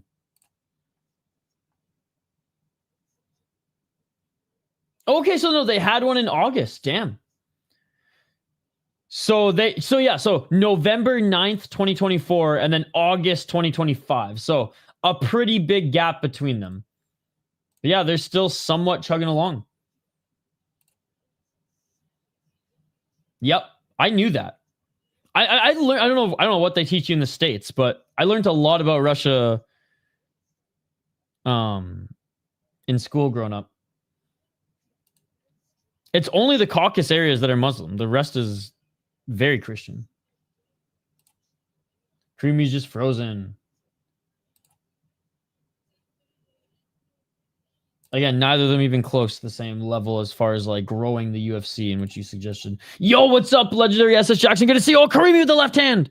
Good to see you, buddy. How are you doing this morning? Karimi now pressuring Rittidet into the corner. High kick by Rittidet.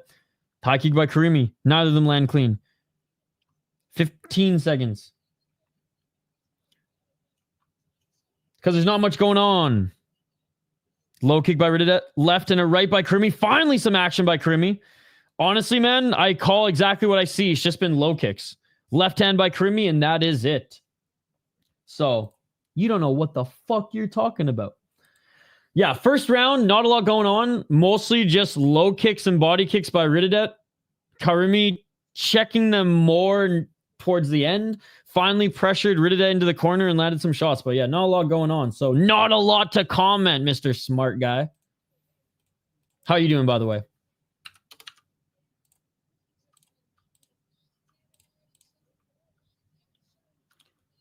Q's no longer part of Eagle SC. He hasn't been for a while. Last work day of the week, moving towards fight night. All right, round 2 coming up.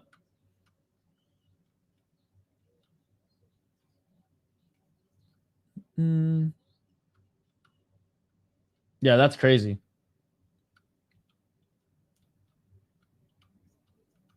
Dude, the Russians' version of all the fast food stuff is great. I disagree. Dude, see, and another thing, I grew up watching hockey, right? Let's get it on. Russia is arguably the second best hockey nation to Canada. The States is up there now, but 248, catching the kick of Rittidet was Karimi. Karimi on the back foot. So I guess I just know a lot about Russia because I've been following hockey my whole life. And yes, the culture is insane. And the Russian hockey culture, even crazier than the Russian fight culture. They literally used to be the fucking a military, like the Soviet team. Oh, nice left hand by Rittidet. 222. High kick swing and miss by Karimi. I'd imagine Rittidet due to doing more damage. Mr. Smart Guy, smart guy, smart guy, smart guy. Oh, Karimi with the left hand.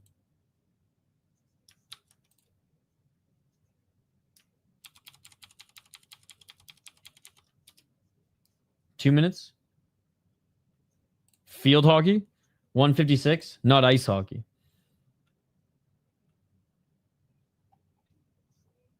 Low kick by Karimi. Karimi with the left. Karimi with the right. Low kick by Rittidet. Left by Karimi. Karimi having a way better second round. Karimi. Rittidet swinging in the pocket. Karimi with a nice left hand.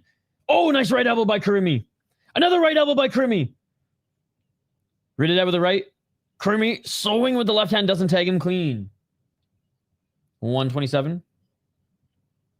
In the clinch. 123. But we're not announcing the fight. We're not calling the fight. We're not calling the fight.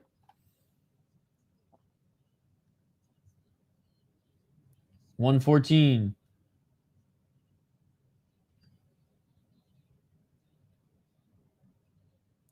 Relative dominance, though, right? 1 minute. It's not my jam. Now, if they were allowed to fight, 54 seconds. I don't like any sport where you're not allowed to fight. Kick to the body by Rittidet. Left hand by Rittidet. Karimi throws out overhand like he's Dan Hendo out there. Yeah, he's doing his best friggin' H-bomb impression. High kick by Karimi. Rittidet just blocked it. 35 seconds remaining in the second round. Front kick by Karimi just out of range. Low kick by Rittidet.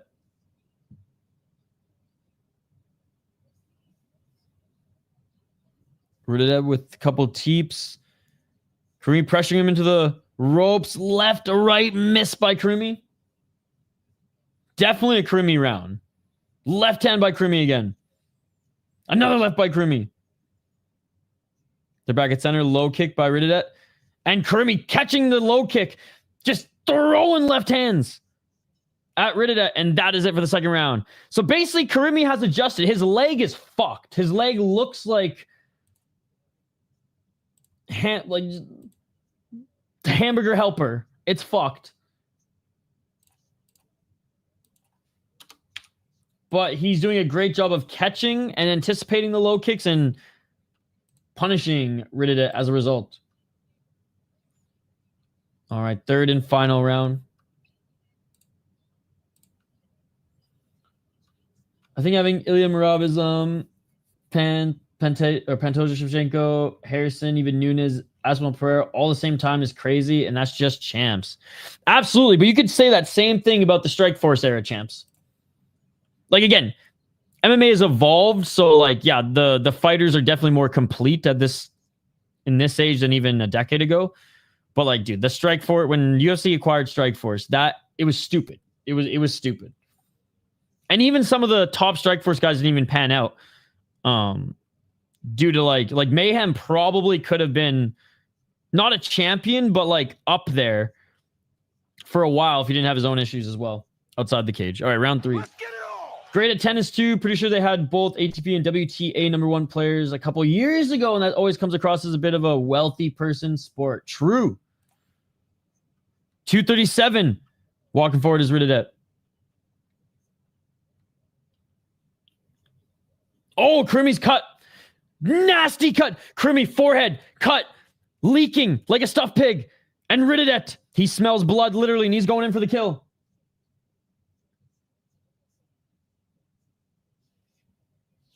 .215. Left hand by Karimi. Left hand by Rittidet.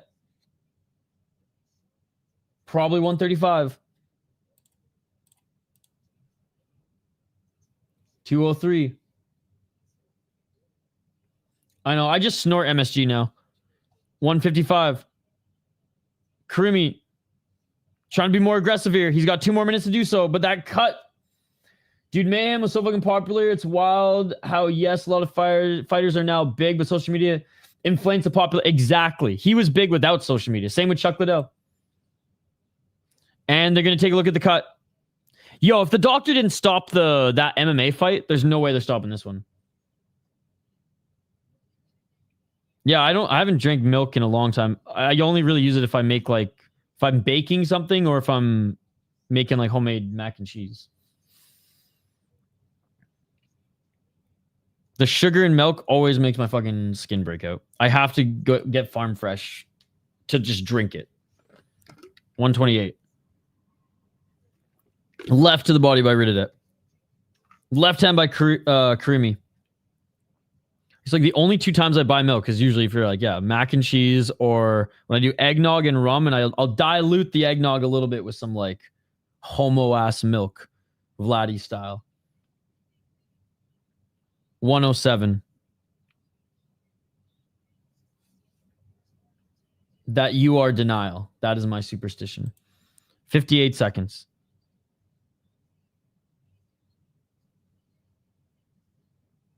.51 seconds. Karimi, left and right. Karimi with a 1-2 again. Dude, that cut is insane. Right hand by Rittidet. Oh, right hand by Karimi. Rittidet tried to land an elbow on that cut again. Knees in the clinch. 35 seconds. Rittidet is probably going to take this 3rd round, but this has been a hell of a fight. 30 seconds. Body kick by Rittidet. Karimi with the left hand. 24 seconds. Yeah, dude, Rampage was a fucking superstar too. Tito, Randy, Chuck. Yep. I hate to say it, Brock Lesnar, but that wasn't because he was a UFC fighter. That was because of everything he did before. Gophers wrestler, NFL, and then, of course, pro wrestling. And that is it. I was never really a big milk guy. More of a cheese guy, I guess. My parents were like stupid healthy when I was younger because my siblings and I had a bunch of random ass health issues.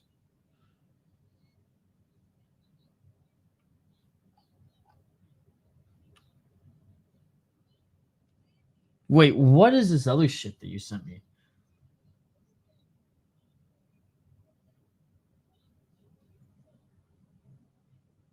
Oh, I know this shit. Yeah, my sister literally drinks this stuff. There's literally I've tried that before. It's actually really good. My grandma buys like 5 gallons of milk every single week. I'm trying to explain to her how terrible it is for your insides. They don't listen. Honestly, though, grandmas and grandpas have like iron insides compared to our bitch ass generation.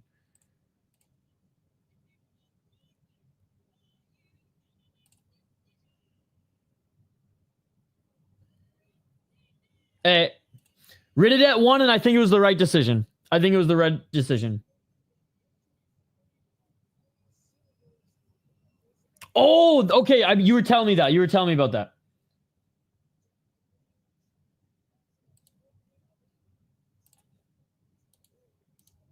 You were telling me about that. I remember now. That's what I thought the latest message was. Sorry. And guys, if I ever get behind in Discord messages, just let me know in chat and I'll catch up. And this is, I almost feel like weird saying this, but like, there's just a fucking lot of them, okay? I don't use Discord as much as the community. Like I use it when like on weekends, but I get a lot of messages there. If you really want to get in touch with me, social media and or just straight up in the live chat is always the best way. But yeah, so I every now and then I'll catch up on them all in like a big wave, but like just hit me up on a different platform or just remind me in chat. Yes, it does. I literally just played it and was looking at the comparison. Probably. Spaghetti's really popular. Dude, Skate's Discord is bigger than mine. Man, I get tonsil stone surgery. What the fuck? Can't eat spicy food now. Hey, well, I hope your tonsils are fixed. My neighborhood's starting to. My neighborhood took Halloween very seriously, which was actually pretty fun.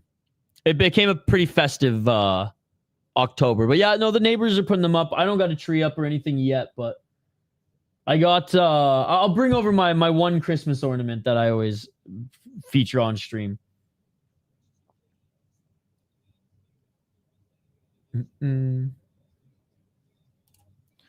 Yeah, I mean I used it for gaming before, but it works for what we got here. Yo, Dr. Lemon Lime. Speaking of the Discord, join our members Discord, motherfucker. Check out the post tab.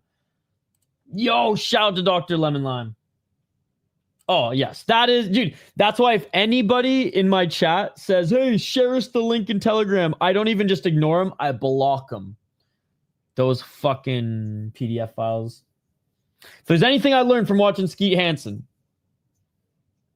the day has finally come. Deal. Thank you so much, Dr. Lemon Lime. All right. We have the co-main event of the evening next, guys. I'm going to take my last push-up break of the show, and then we'll be right back. On the other side, do not go anywhere. Bro, oh, hey, at least you get to eat some ice cream. A lot of my friends had their tonsils removed as kids. I still got mine. But yeah, at least you get to eat some fucking ice cream after. And that was always the highlight, I remember. That was always the highlight. All right, back on the other side. Do not go anywhere. I think that was in an Arthur episode, right, guys? We'll be right back after this quick break. Let's go.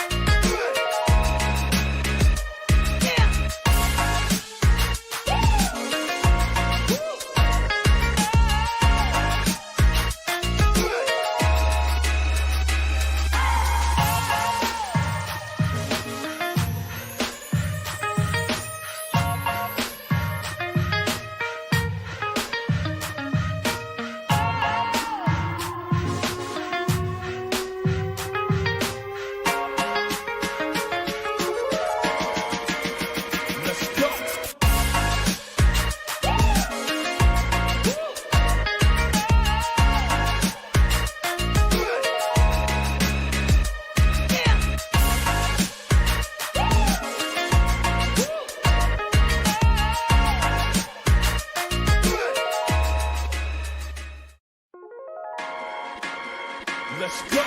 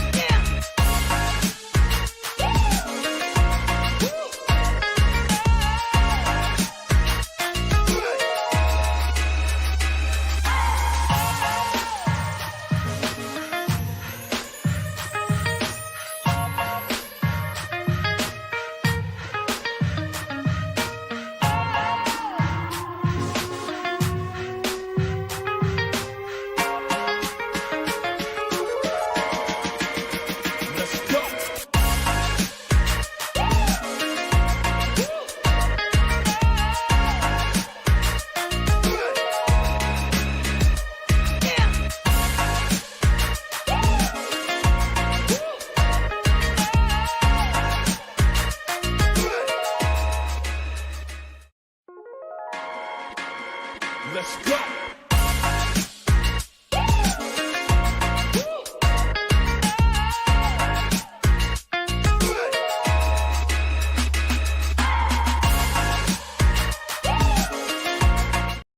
And we are back. Sorry. It took a little while because I had to use that. I had to A, scope out the neighborhood, and B, use that new app. I think Sis actually showed me the app. It's where you can actually track where the homeless activity is. And you know when they're gathering together, it's either to burn something, to jack a bicycle, or to score some free weed. So if I've learned anything from the homeless, it's, you know, kind of like how a golden retriever or a black lab, if they see a puddle of water, they are in the water. If you're homeless, you have like a magical ability, like a mythical creature, to be able to find free weed like that. So I was just scoping it out. We are back, ladies and gentlemen. One Friday Fights 133. Back for the co-main and main event. We have Valerii. Not quite Vladdy, but Valerii out of Moldova. He is, I believe he's got to be making his debut. Yeah, 24, because I've never heard of him before. Making his debut in the promotion. What was his record? Fuck, I just missed it. Sanit Akmwanyong. I honestly think that's how you pronounce it. He is 3-0 with 2 knockouts. 87-31. It's true. Dude, I'm not gonna lie. I had a friend who went through some rough times. He was homeless for a little bit, got his life back together, and honestly, he's making more money than me in life. But literally, he was like, I never had to buy weed once when I was homeless. And I was like, fucking rights, dude.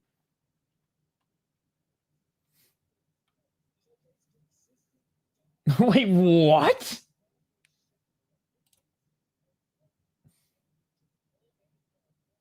That's crazy. 254. I didn't even think about that. That is so wild. I'm bookmarking this. All right, round 1.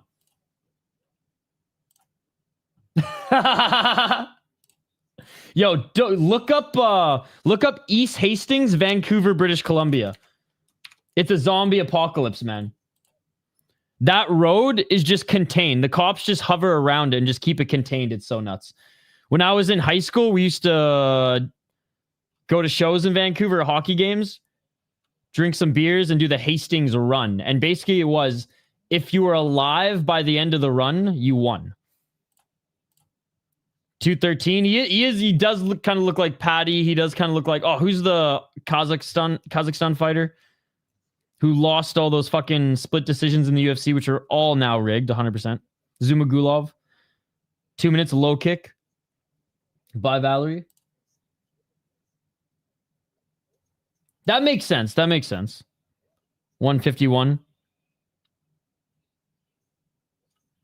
I used to do a similar thing at a restaurant. I would put dishwashing chemicals in the garbage bags.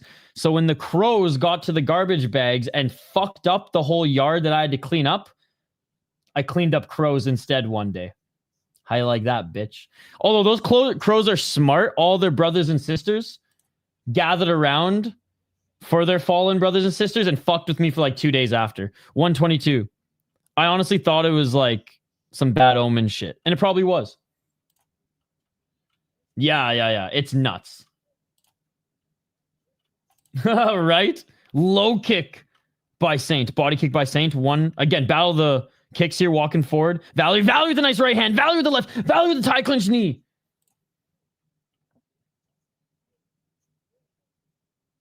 I can imagine.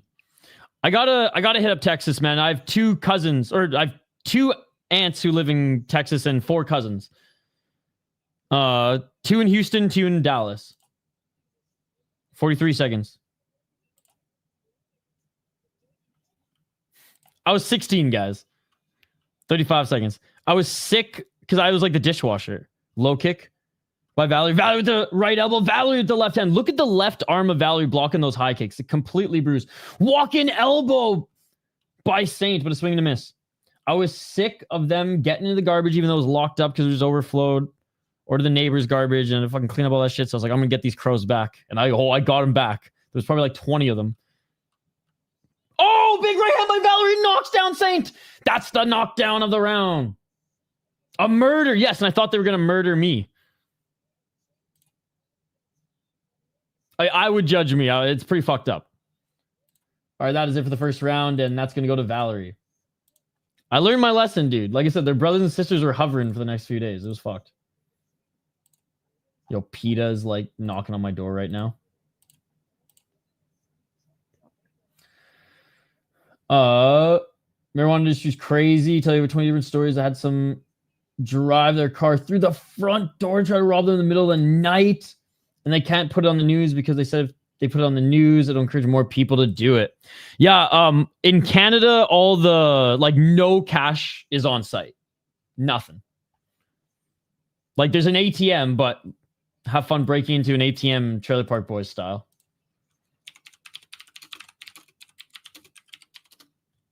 Literally, this is how you break. This is how you get an ATM in Canada. And it ain't that effective.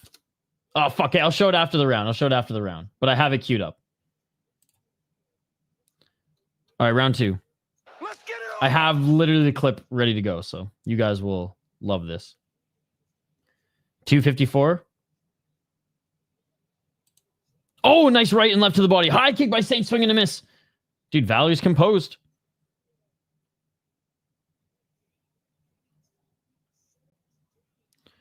Yeah, I know. I mean, a lot of them in Canada probably lock up like the accessible stuff, but there's only so much that you can take and bring every day, right? Oh, nice right hand by Saint. Nice right elbow by Valerie. High kick by Saint, swing and a miss.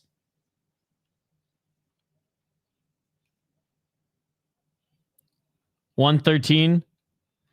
That is literally the only other scene. There's one of 2 scenes I was going to pick, but this one's different. But that is funny that you mentioned that because that was the one I was thinking of at first, but this is the first one that popped up. And this one's honestly a little bit more iconic because it's from Classic, but good pull. You know your Canadiana shows. I respect that. Finally, they evade the clinch. Nice right elbow by Valerie. Back in the clinch, though. 144. Nice knees in the clinch by Saint. More knees by Saint. 132. More knees by Saint in the clinch. Dude, and they're effective. Look at the body of Valerie. I know he's pasty, but Saint's leaving his mark. 117. Nice left by Valerie. Another left by Valerie. Saint just walking forward like a zombie, getting back in the clinch.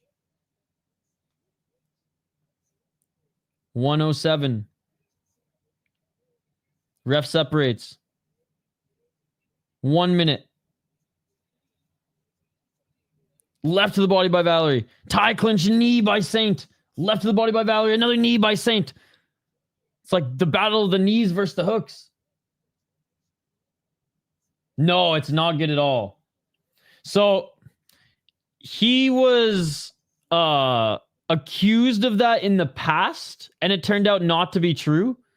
So it came up now for a second time, and he's going to be charged. So it just shows that this guy's not a good human. Brilliant artist, not a good human. The reason one of the female original cast members left was because of she just didn't want to deal with his shit anymore. And she was like around like his age. She's just like, I've known him for years and fuck this guy now. So Lucy, like Ricky's girlfriend. Each of them have a low kick at the end, and that's going to do for round 2. Honestly, that's a Saint round.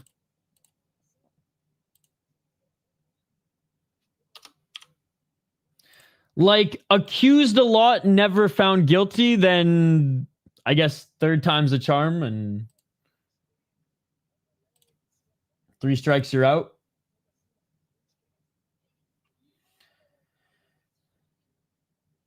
Yeah, same.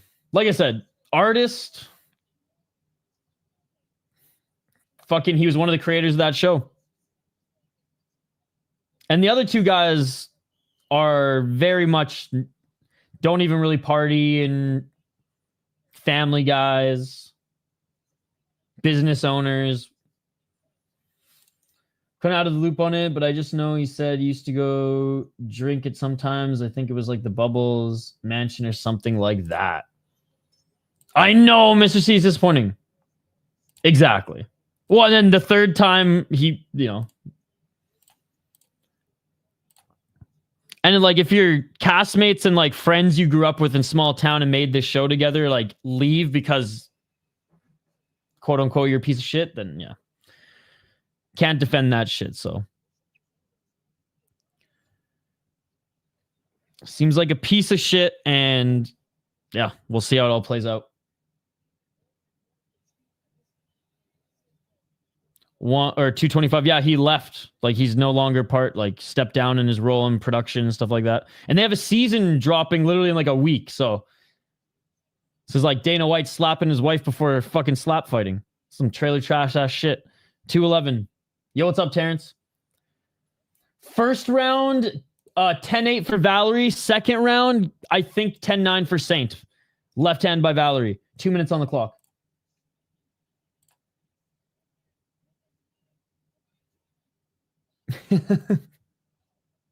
$151.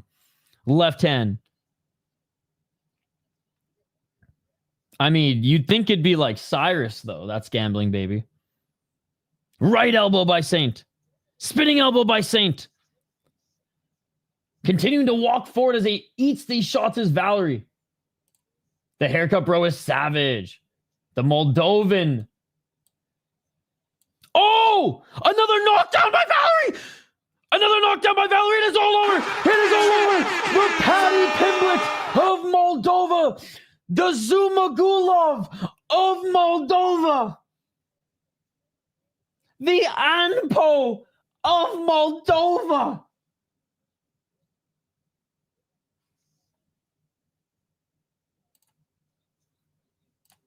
Fuck off. Damn, he's dead like T-dead. All right, this is how you fucking rob a... Whoops. Rob an ATM in Canada. Hopefully it works.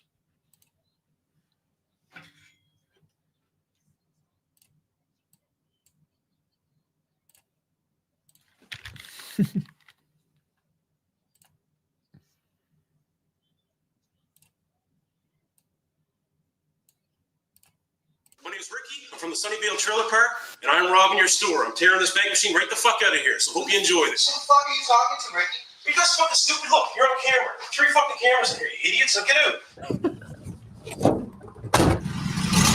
Easy. Just ripped her right out of the store there, eh, bud? Easy. Easy. Who are you talking to, Ricky? You guys stupid. There's cameras right there, bud. Oh, fucking love that show. Again, that show's definitely more approachable for everybody. Because every town worldwide has a fucking drunk fuck in a trailer park that you know. Or it's just like stereotypical Canadiana shit that people like to, you know, people like to rip on or riff on. Whereas Kenny versus Spenny is it's in its own lane. Moldova Ambo, he's got the power. I would say out of the 4 Netflix seasons that followed, the first one that came out after That's Gambling Baby was great. I think the second one was good too. The third was shit, and the fourth was good. Like they're worth watching for sure. But yeah, the old school ones they're classic. Triple left hook. Zzz. I'm down for the argument. Oh, she's back, baby. My favorite translator.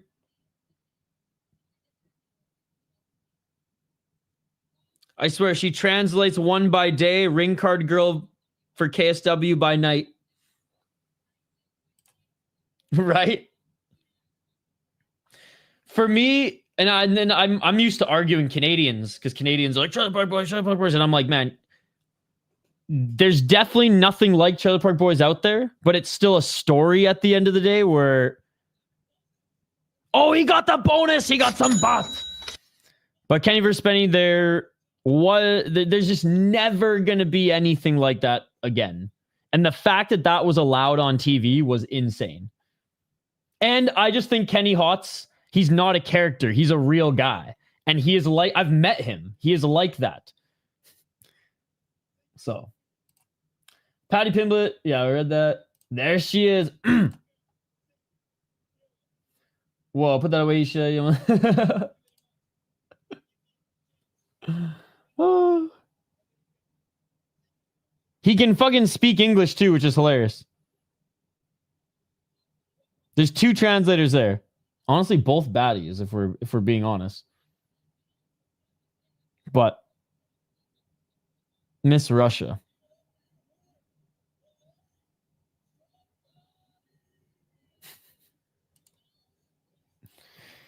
Bro, I love how the guys in his corner have the same haircut as him.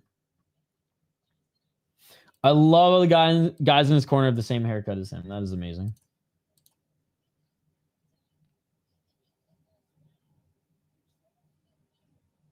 Oh, man. Just left hook after left hook after left freaking hook.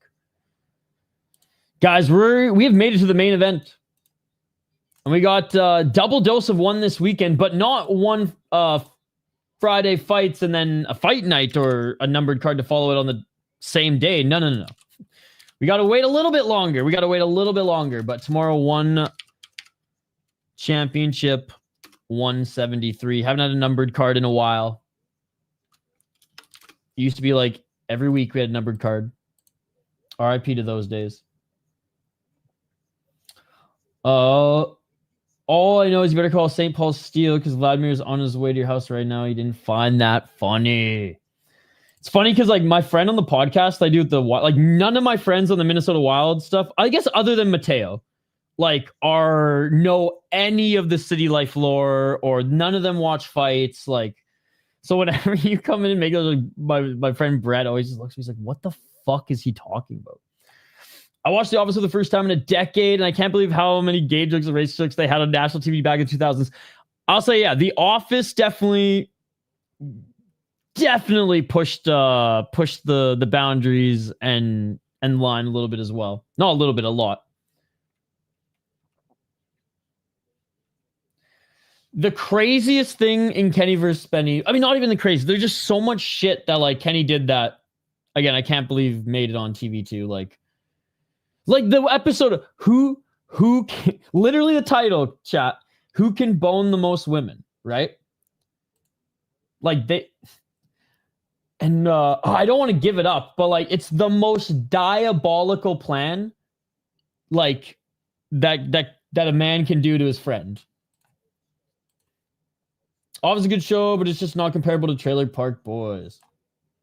It's funny. Trailer Park Boys arguably more progressive than The Office, given that their 2 main characters were why the fuck you dressed up as a bumblebee? And why the fuck are you dressed up like Indianapolis Jones? Yeah.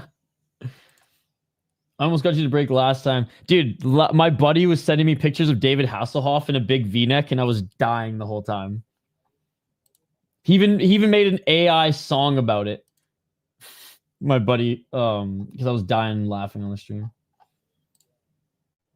Indianapolis fucking Jones. Dude, the Rickyisms in that show are awesome.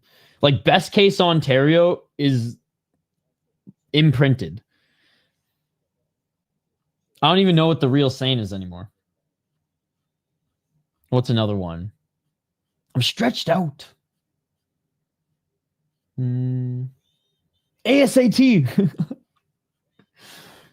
The fucking land papers, Jim. I need the fucking land papers ASAT. I remember that was like season 7. That one, I could not stop laughing.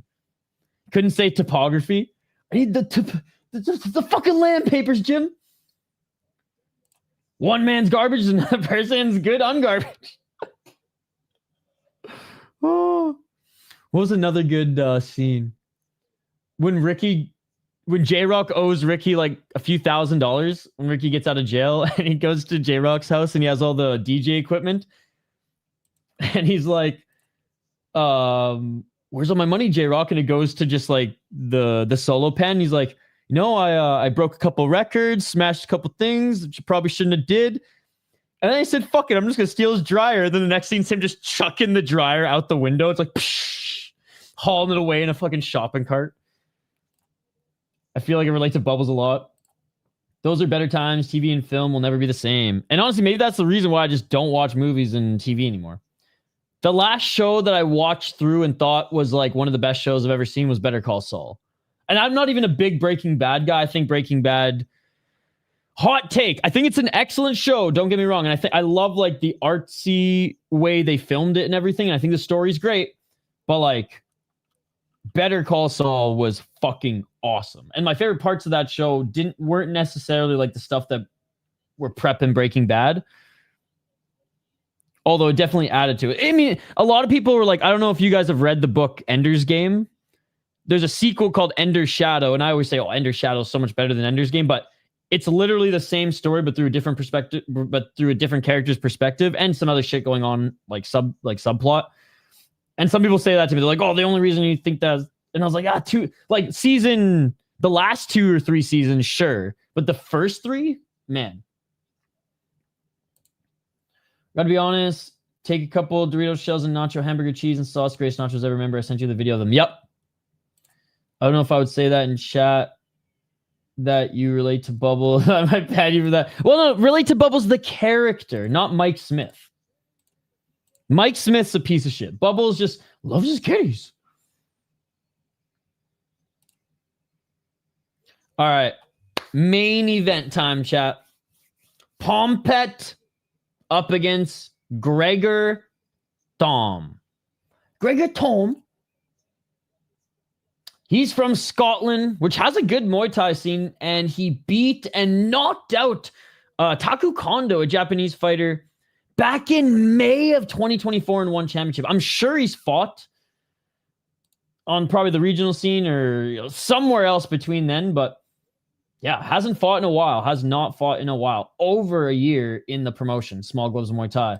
Pompet, pretty active if I'm not mistaken, 27 years of age. Oh yeah, 6-4 in the promotion. 2 knockouts, 1 TKO, 2 and 3 decisions.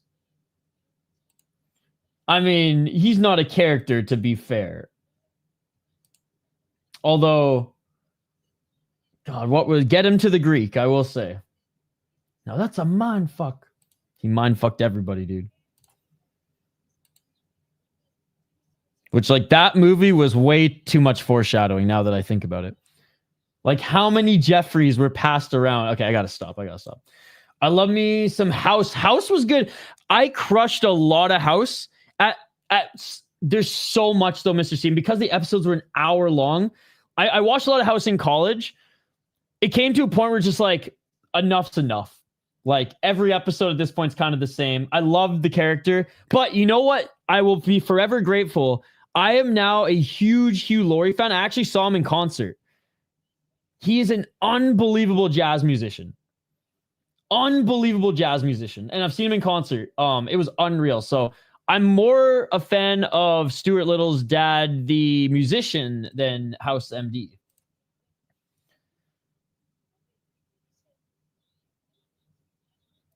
I did end up finishing it, but like I binged probably like 80% of it, then I slowed the fuck down. All right, the walkthrough's being performed right now. I'm leaning Pompet. That's only because I don't know how active Gregor's been. Hey, that's sick. Hugh Laurie had a great show with Stephen Fry back in the early 90s.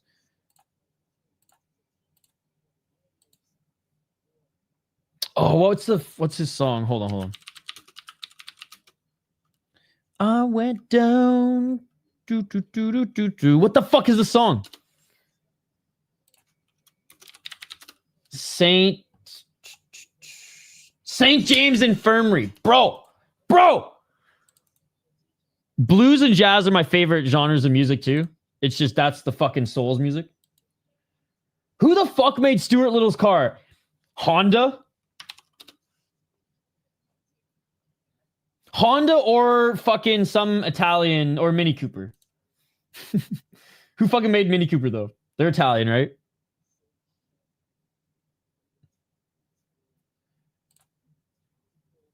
Dude, do it anyways. They're small. Yo, what's up, Degenerate Dane? Mr. Hardcore only joining us for the friggin' main event, but you're on Pacific time, so I don't blame you. I don't blame you. Mini Cooper's British? All right, never mind.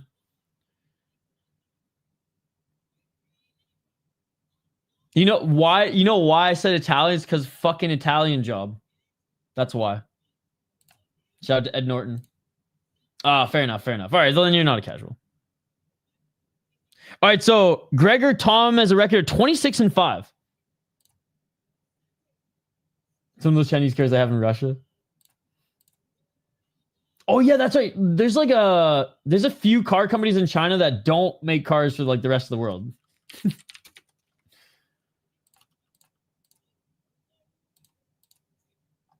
They're like, Japan beat us in the global market. Fuck it. We'll just bend over Russia.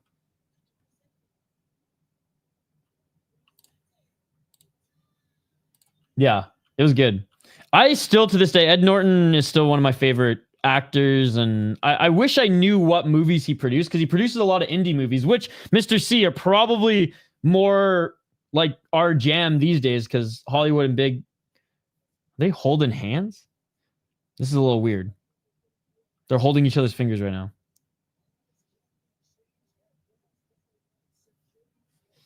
There's showing respect to your opponent, and there's holding each other's fingers. Maybe it's a Muay Thai. Let's get it on. Main event of the evening. Let's go. Or morning. Oh, okay. I think that's how all their cars are. 245. Low kick by Pompet. Swing and miss by Thom. Low kick by Thom. Each of them throw some low kicks. Knee by Pompet. Speaking of British, that I just think of Pompet. I don't even know what that means, but I just hear you guys fucking say it all the time. Or honestly, aunties. Angry fat aunties over tea. 214. It's probably like Pedasokte in Farsi. Which I thought was always an endearing thing that my dad called me. Turns out means you little shit. 204.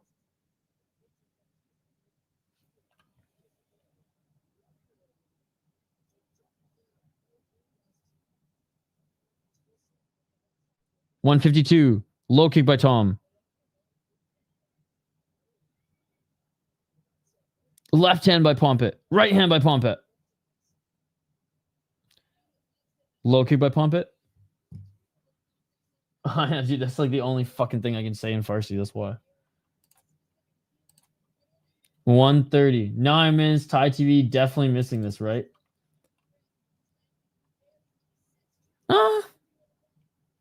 I don't think so.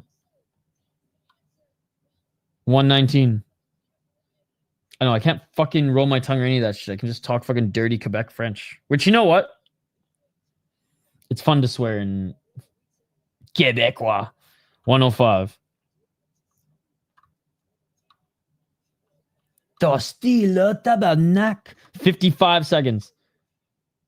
Body kick by Thom. Thom with the right. Thom with a knee in the clinch. Yeah, it's a pretty even round, guys. 48 seconds.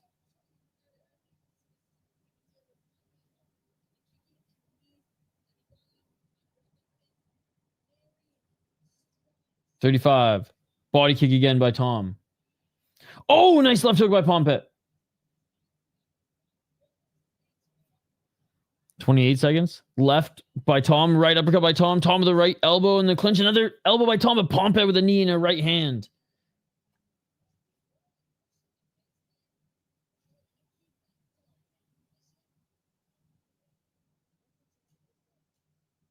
Low kick by Thom. Thom with the body kick. Oh, Thom with the right hand. Another right hand by Thom. Right hand by Pompet. And that is it for the first round. Fuck, I don't even know who won that round.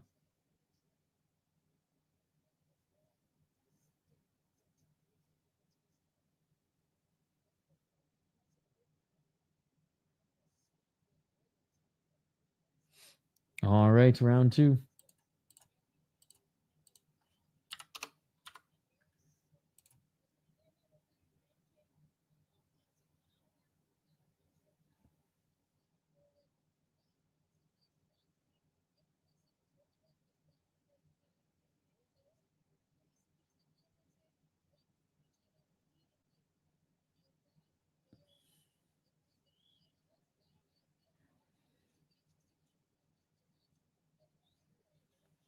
All right, here we go. Here we go.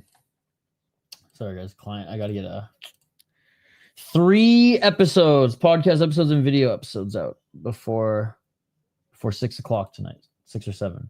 I think we can do it. Pump up the jam. Dude, shout to Space Jam. What a fucking soundtrack. Oh, beautiful right hand by Thom. Bro, that was a knockdown. The only reason he kept him up. Because he was holding his leg. Dude, Thom cracked Pompet because he caught it, and he's still hurt. Another left hand by Thom. Thom to the left of the body. Pompet's hurt. Pompet's seeing the Tweety Birds. Left hand by Thom. Right hand by Thom. Right uppercut by Thom. Pompet caught the leg. Trying to recover. 230. Dude, Pompet's recovering here in the clinch. Ref separates. Does like a 4-punch combo. No way. That sucks. Some Thai soap opera. Oh, Pompet's walking forward. I just imagine some like older Thai chick just singing in like some robe. With some dope ass like, I forget what they're... Oh! Pompet just knocked down Thom! Pompet with the right hand just knocked down Thom. Pompet was seeing the Tweety Birds. He was seeing the Tweety Birds. Thom about to fly like an eagle to the mat. 142. Pompet with the right hand. Thom with the left elbow. Thom with another left elbow. Left to the body by Pompet. Pompet with another big right hand. Left to the body by Thom. Thom with the left jab. Thom with the left hook. Pompet walking forward. Pompet with the right elbow. These fucking zombie humans in Thailand, I swear. If we have a zombie apocalypse, it's not going to be because there's a freaking virus. It's going to be because the Thais take over and there's another right hand by Pompet and he drops Thom. It's fucking over, dude. Thom. Oh, he's back up. 58 seconds. No fucking way. He can't even put his mouthpiece in. All right, Thom's ready. 50 seconds. Pompet, big right hand. Pompet with the left elbow. Thom's on the back foot. 43 seconds. What a way to end this card. Thom's a tough son of a bitch. I'll give him that, man. Right hand by Pompet, and it is all over. It is all over. Holy fuck. God damn. Let's fucking go. He got wobbled, dude. He got wobbled. It was almost the end. Zombies. Zombies.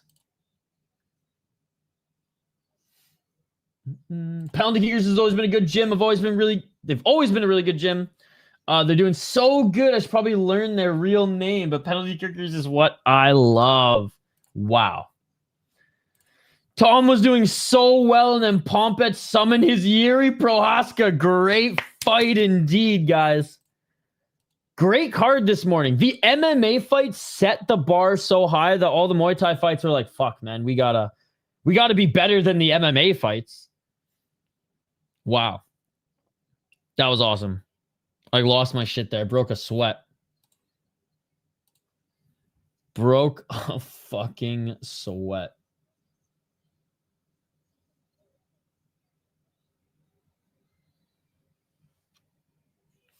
Thought the Scotsman had a chance. Pompet is a dog. Dude, he almost had him.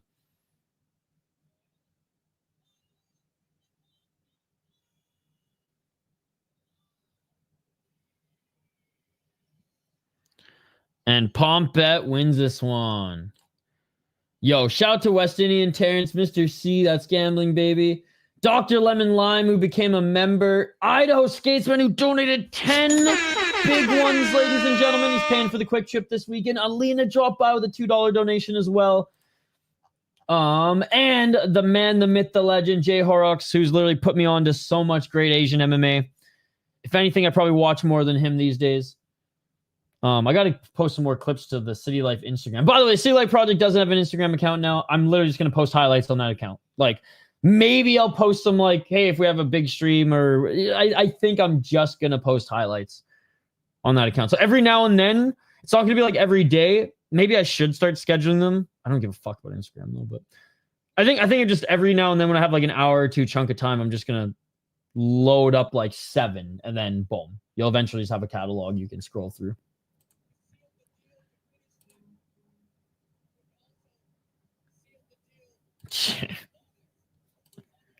300,000. Fuck.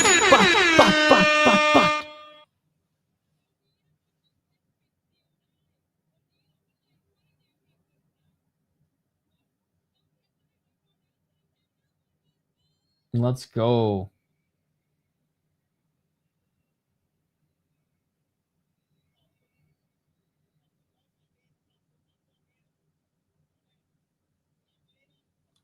Wow.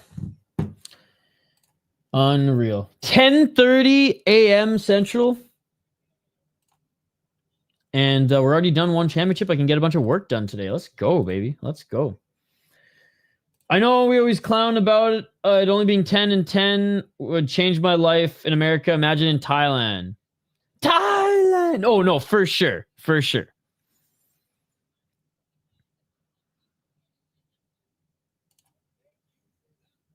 Shatri the legend.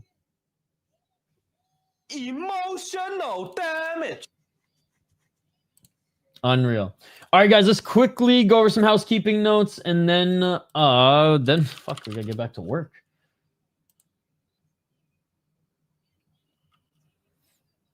I'd make it dance and do tricks on it. Bands make a dance. Bands make a dance.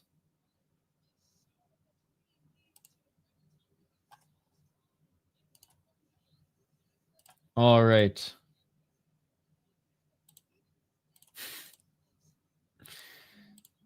We have LFA tonight. Probably just going to do the main card as I got a lot of shit to do today. But if I'm finished my shit, we'll do the prelims. I do have a membership stream, by the way. I was supposed to do it yesterday, but I fell asleep. We're going to do it around 3:05. Yeah, we'll do it when I take my fucking lunch break. I'll get the other stream set up as well. All right, so yeah, we'll do LFA. Then we got the K1 World Max. The prelims start early. The free I think if you have a Japanese VPN, you can watch it for free on Abima. And I think on Abima Global, it's like $5. Yeah, we're gonna join once LFA is done. The early prelims are awesome. Regional fighters from Tokyo, from Shibuya, and they just fucking go ham. some pretty good prelim fights with some big names. And yeah, the tournament is why we're there. Saturday, we got 9-hour card is projected to be, by the way, guys. So get your fucking turmeric and caffeine to snort there, bud? And now KSW 112 will be at 1 p.m. Eastern on Saturday. That should end right when UFC starts.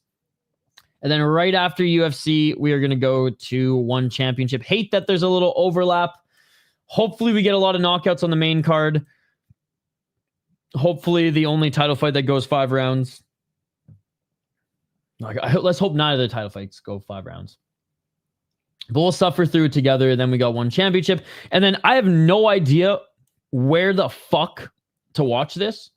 But if we can find it, we will watch it. There's a league out of the Czech Republic. IAF that apparently Gamma's worked with. So we'll try to stream that as well. If you guys are new to the channel, we stream 30 plus hours of combat sports every single weekend. As you can see, we're starting out with a little one championship. But last week, Fury, arguably one of the best cards of the weekend, up there with one championship. And honestly, UFC was really good. We cover everything, guys, as you can see here. And we also post highlights every single week. We do have a series where I'm posting the beer tour of 2023, as well as banked hockey interviews that members of the channel got to see like 2 months ago. Every Monday or Tuesday, I post my UFC highlights, which is basically UFC prospects. So fighters in the UFC who fought under 3 times or who are making their debut off Contender Series or call-ups or whatever. A very long and detailed from each of them, or for each of them, as you can see here. So check that out as well if you're unfamiliar with some of the younger guys on this UFC card or every UFC card. Wheat bands will make her dance, dude. Most stuff will. All right, guys. I get some bars on these windows. Shout out to St. Paul Steel. I will see you guys later today for LFA. I will see you guys later today for K1. Smash that like button and subscribe. And always remember, in regards to the UFC, I don't give a fuck if the decision's rigged! And it always is, ladies and gentlemen. It always is. Which, by the way, I can't wait for when Islam Makhachev makes his walkout to watch Hank stream and him get all stoked.